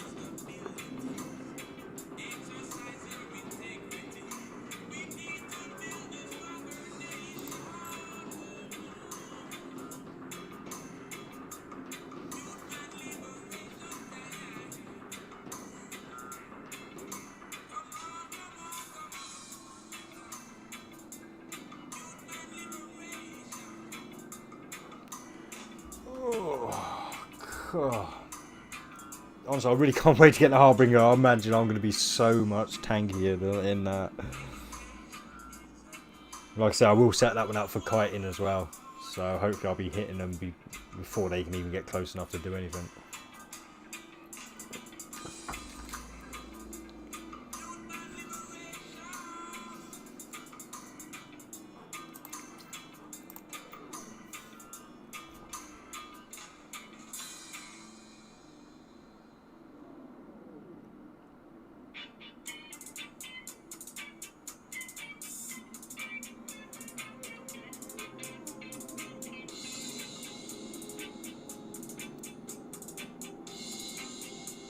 And I should say I am quite a controversial Star Wars fan as well. Yeah, my absolute favourite episode is The Phantom Menace.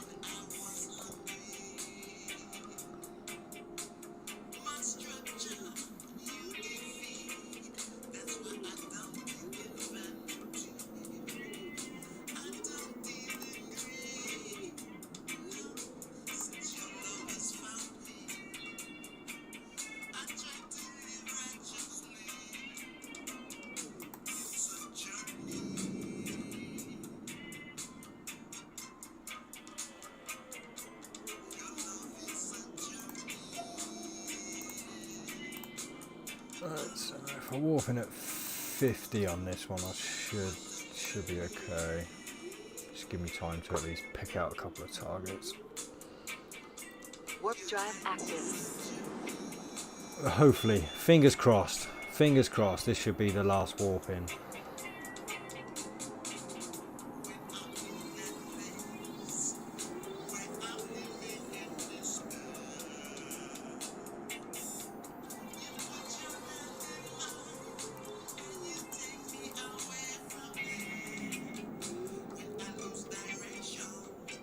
Oh, bloody hell, that's walked me in right on top of them.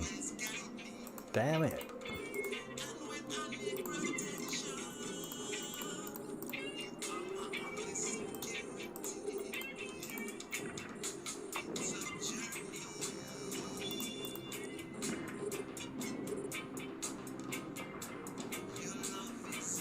Oh yeah, they fucked up big time on the new stuff. I mean, I'll watch it. I'll watch it all because I'm a Star Wars fan. It doesn't mean I'm going to enjoy it all, and I accept that now. Yeah, they just totally messed up again. Unfortunately, that Kathleen Kennedy, she's admittedly a full-on social justice warrior, and yeah, she fucked everything up by bringing Rey into the story, who just never should have been there. The main Star Wars stories are the Skywalker stories. They're not the fucking Palpatine stories.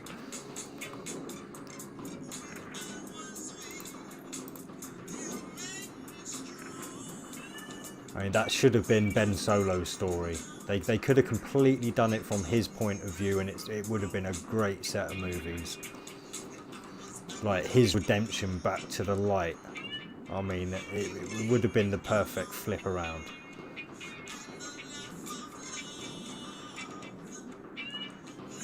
Like to show that he was better than his grandfather. Like he managed to get back a lot sooner to the light.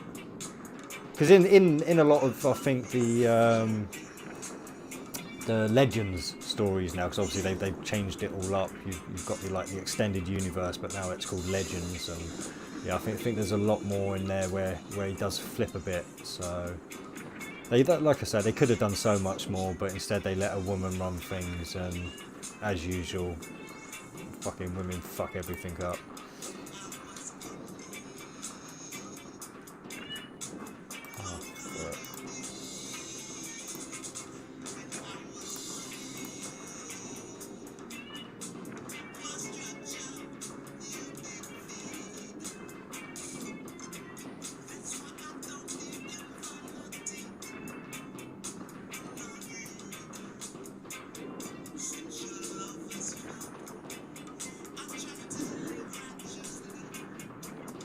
I don't know what the hell they were trying to do with that Finn character.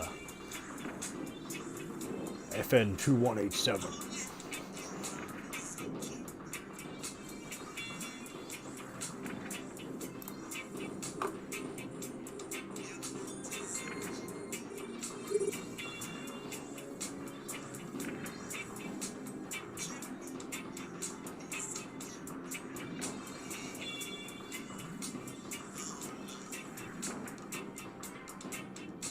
Yeah.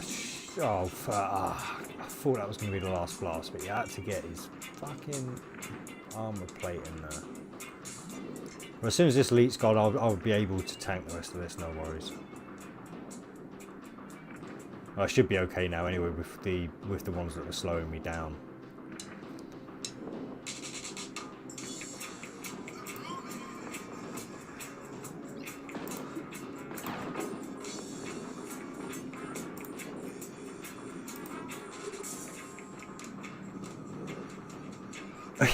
Yeah, well, no, see, it wasn't a clone. See, yeah, see, they even changed that up. Yeah, with the Empire, obviously, the Empire used clones.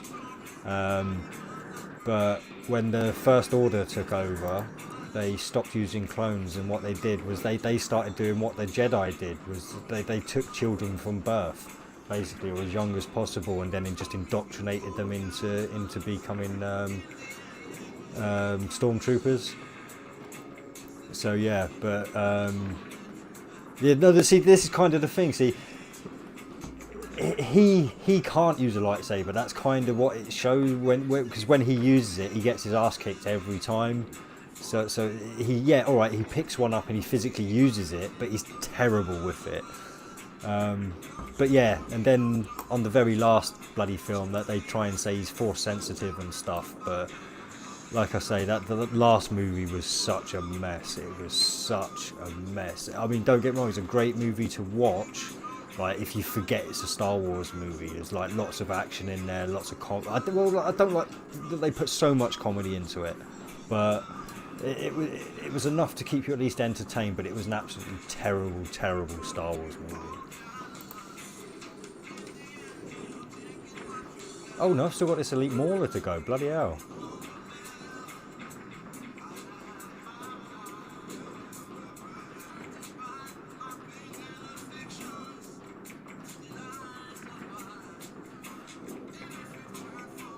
Alright, once this one's gone, it'll go nice and fast, but that's it then. That's this mission done. So it's just, well, it's not. You've got to do a bit of jump into a station to collect the reward, actually.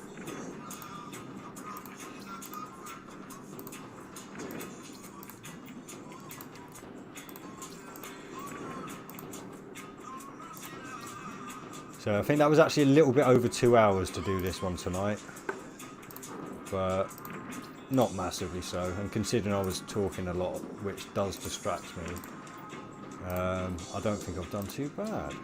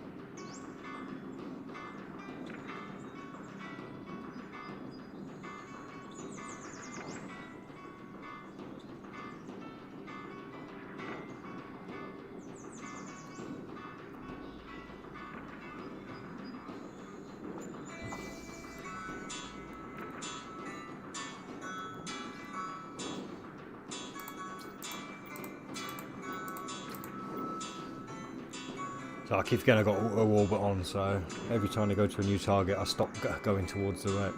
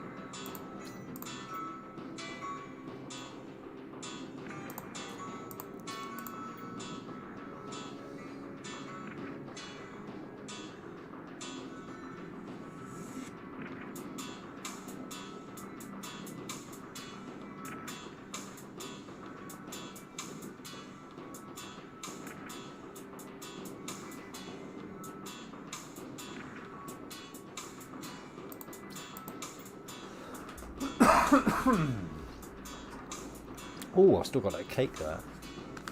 Might have that in a minute. Well, it's 20 past 12 now. Getting a bit late.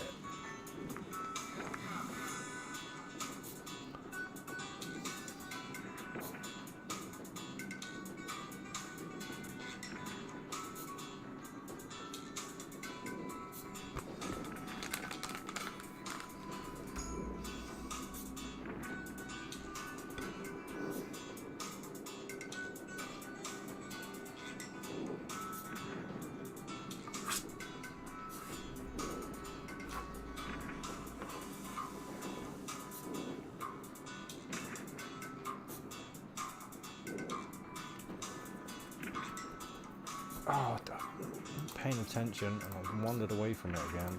Right. I suppose it doesn't matter, like I say. Got these two and then it's just a matter of time then.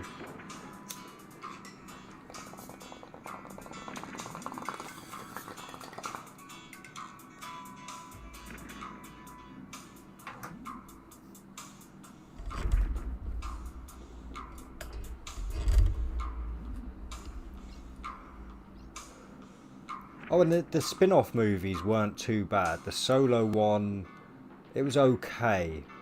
It wasn't a complete disaster. And Rogue One was pretty good, actually. That one I do actually rate. It was a good filler.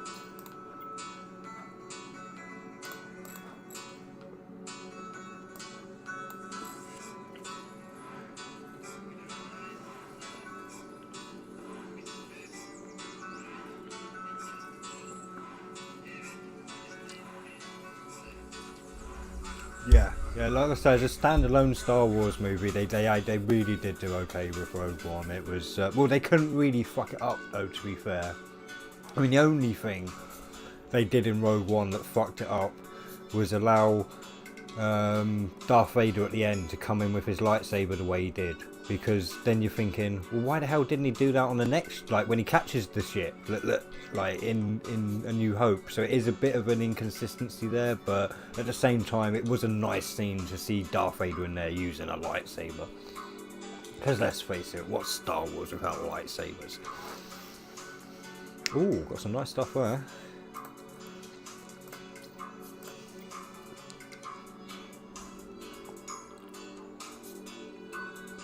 Yeah, I mean, I give the Solo one a watch, like I say, because again, it's another standalone one in a way. I mean, don't get me wrong, they could have found an actor that played Harrison Ford a bit better, because obviously he was supposed to portray a younger Harrison Ford, but he doesn't quite get it in a lot of the ways.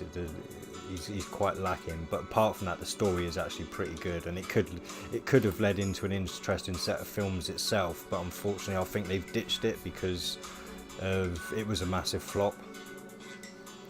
But that was more because of boycotts rather than the actual movie itself, which, like I say, is a shame. What am I actually doing? Oh, that's right. Yeah, no more fights now. It's literally just off to collect the reward now on this.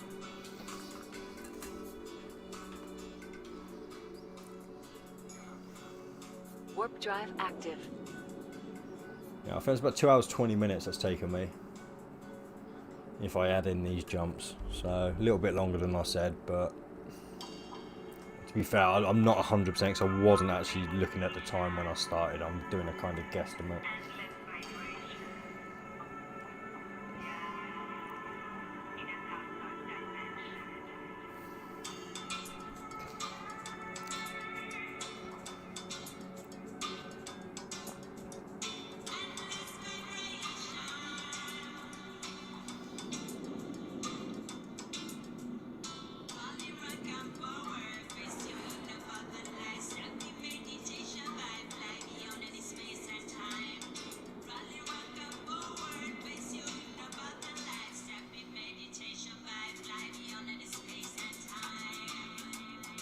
Oh, was it? Oh, 2 hours, 1 minute. Was it? Oh, okay. Oh, all right. That's actually not too Warp bad. drive That's active. pretty. So that means I can get it done faster, I reckon. Like I say, so if I'd paid a bit more attention on that last wave and taken those destroyers out first, I would have done that probably a good 15 minutes faster.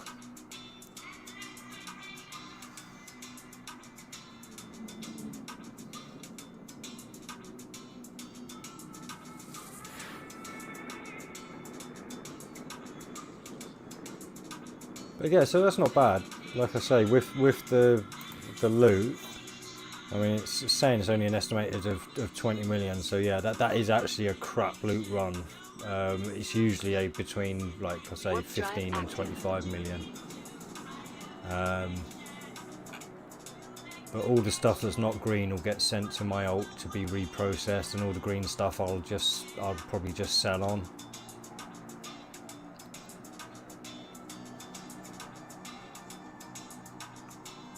I didn't get any micro warp drives this time. You usually get the odd micro warp drive in, which can push the price up as well. Exactly, yeah. That's the prize. The prize today was that one. I think, was it 4 million it was going for earlier? Yeah. But I'll keep that. I'll keep that anyway. So what I might do at some point is take a big. Yeah, when I get the Harbinger, it'll, like I say, hopefully I'll get it down to just over an hour to get that done. But to be fair, I'll only use that one as a test, and then I'll move on to the harder missions. So I'll test on that. I'll test the Harbinger out on this mission that I've just done, and then I'll move up to the harder ones. I want to at least, well, because that's a T6 that I've just done. So I'm not sure. I think it might even jump up to a T8 the next one on the Amar list. But if not, so it'll be a T7, and then I want to try a T8. I'm not sure I'll be able to do the T9 or T10s, but we shall see. I will try.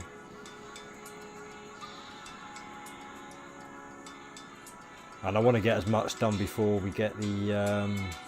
Oh no, actually, the update's 3 days away, so I'm not even going to get the Harbinger before the update, I doubt, which is a shame, because the PvE side of things is going to get a little bit tougher. They've got dynamic something or other coming to the enemy fleets, basically, so they'll be a bit more reactive to your tactics. And obviously they're using a lot more stuff as well, like these guidance jammers and all this kind of stuff. But we shall see. Because what I might even do is I'll have the Harbinger, but I might even build a prophecy as well, and get into the drone side of things if it's that hard. But we'll see. I definitely want the Harbinger because I've got to stick with the laser damage. I mean, it's what I like. I like the lasers. Because even my end game ship, the Phantasm, which hopefully should only be a couple of weeks away from me getting. Like I say, even that's a laser ship. So.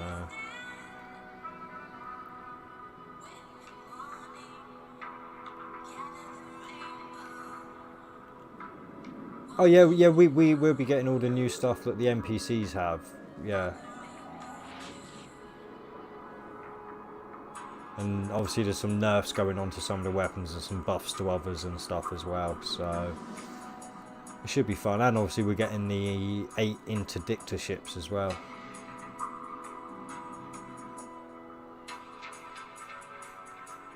Warp drive active. Although most of us will only have access to 4 of them, I think, because I think 4 of them are tier 8 and 4 of them are tier 6. Is it tier 6 or tier 5? Can't remember.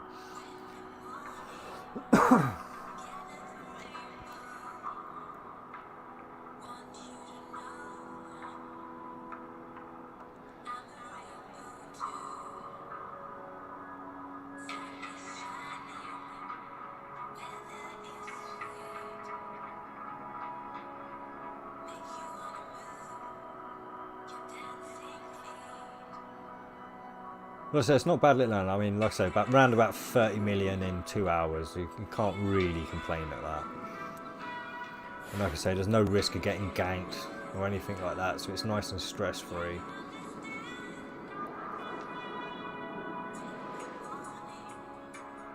Oh, and of course, then of course you got the bounties on top of that. So you're looking at, yeah, you're probably looking around 35 million.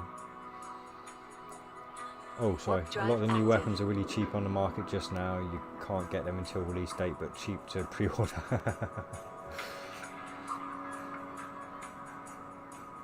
Yeah, no, I'll, like I said, I'll let people mess with the new stuff before I start mucking with it. I'll stick with what I know and then adapt as I've watched a few videos to see what's what. Oh, I might experiment a little bit, but we'll see, we'll see. Because obviously I don't really like to just follow the herd, which is why I'm going for the Harbinger and not the Prophecy straight off. Because everybody seems to want the Prophecy for the old PvE.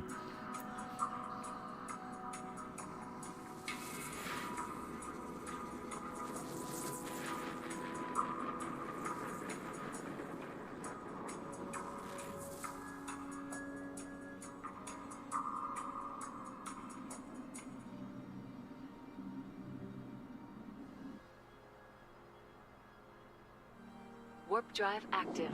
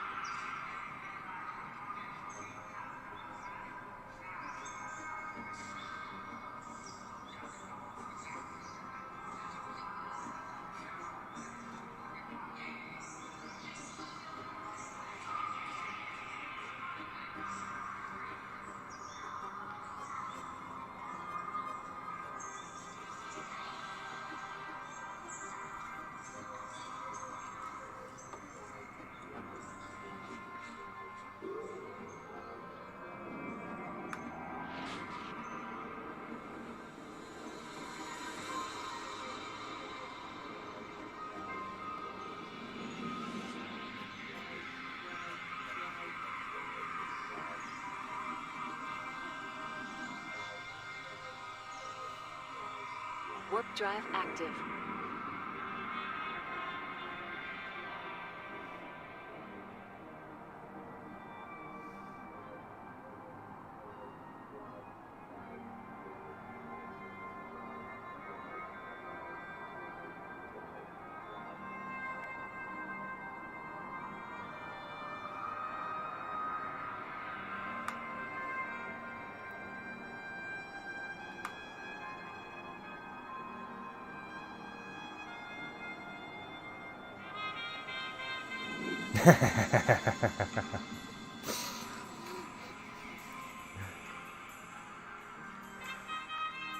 Oh, it's a Moa railgun ship. I thought the Moa was a missile ship. That goes to show what I know, see?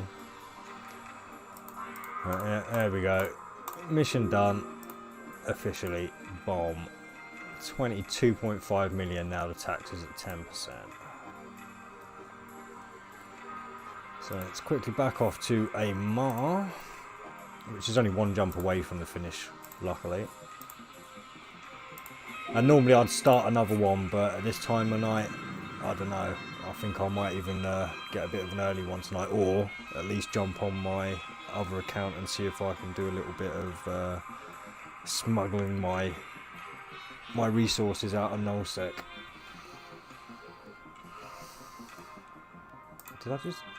Warp drive active. Oh yeah, I had. It's already done. It's going.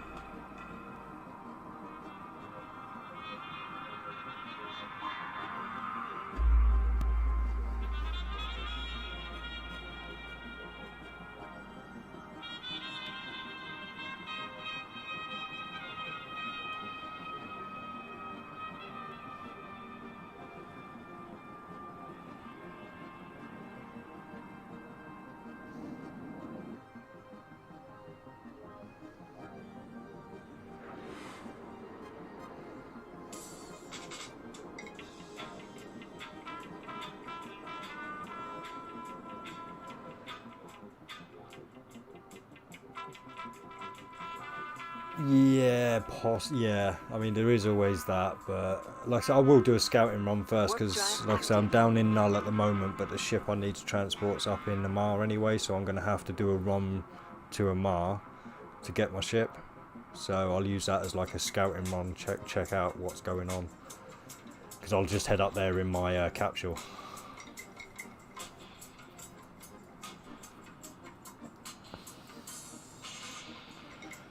Now, I managed okay today in this on this account. I had to go and get my planetary resources on this account today, and yeah, I managed to get through okay in, was it an Executioner 2, which I'm not even skilled in anymore because I took all my frigate skills away and put them into cruiser.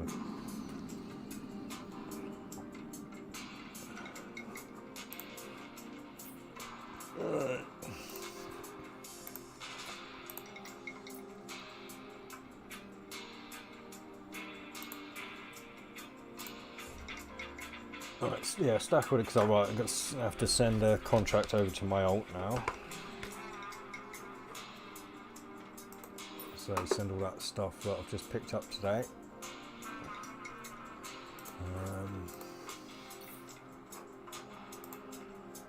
Oh shit, I've already got one that I haven't even accepted on here. Oh shit, I hope that's still valid.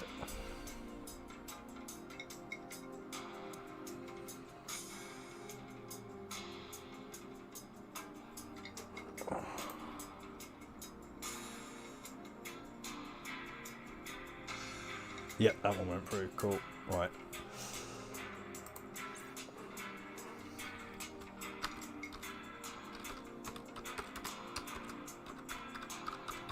Oh. Oh my god. Right.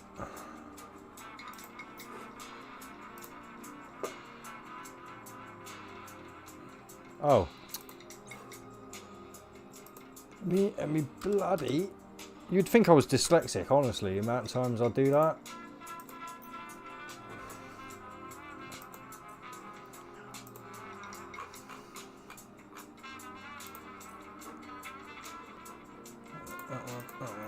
Like I say, pretty much anything that's not green is going to my alt now for reprocessing.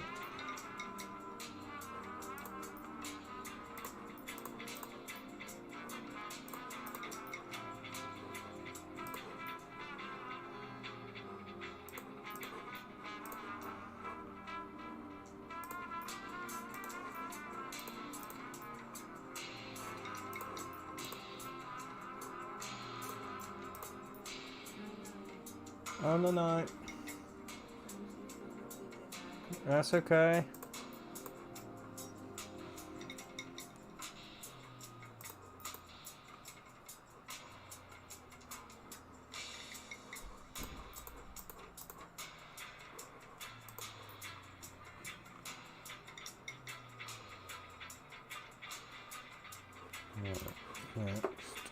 Next.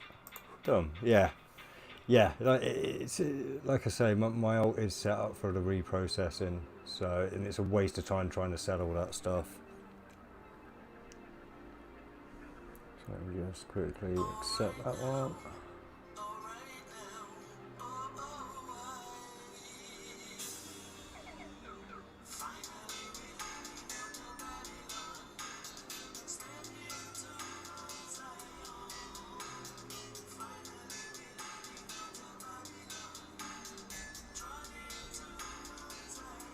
Right.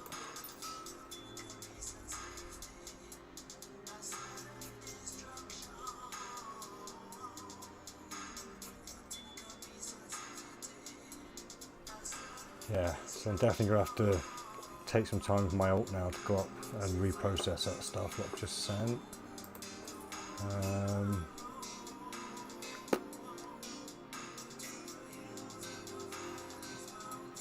I'll get that ticking over again.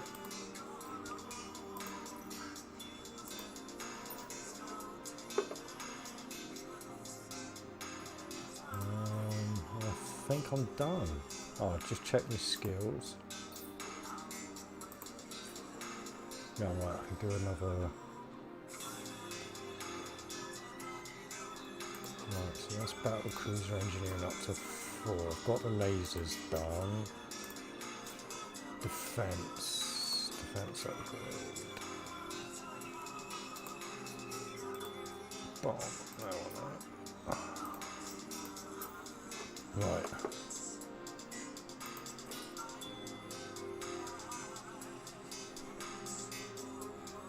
Yeah, that is me done for the night. So thanks for hanging around, Dead Grave Man. It was great to have you about. Yeah, hopefully you get back in the Corp at some point, and well, if things don't turn out okay in this Corp, hopefully I'll yeah, at least see you around. Yeah, I don't know, I'll have a word with Snake tomorrow, see what's going on. But yeah, no, it was good, and I'm actually quite gutted I missed the opportunity to get into more voice chats with you now, with some of the stuff you've been saying there tonight. It seems like we could have had some actual great verbal communication together there. But still, anyway, right, yeah, cheers man, and I'll catch you next time. Actually, yeah, sorry, I'll just do my quick thing first, and then, there we go, right, so yeah. Have fun in New Eden. Everyone else who isn't Dead Grave, who I've just said goodbye to, and I'll catch you on the next stream. But yeah, cheers, Dead Grave, man. It really was. It was a nice evening. It's been good, and hopefully I've shed a little bit of light on you for Spark of Rebellion now, and you got some ideas to get it done yourself, nice and easy. But yeah. Take care, man, and I'll catch you next time.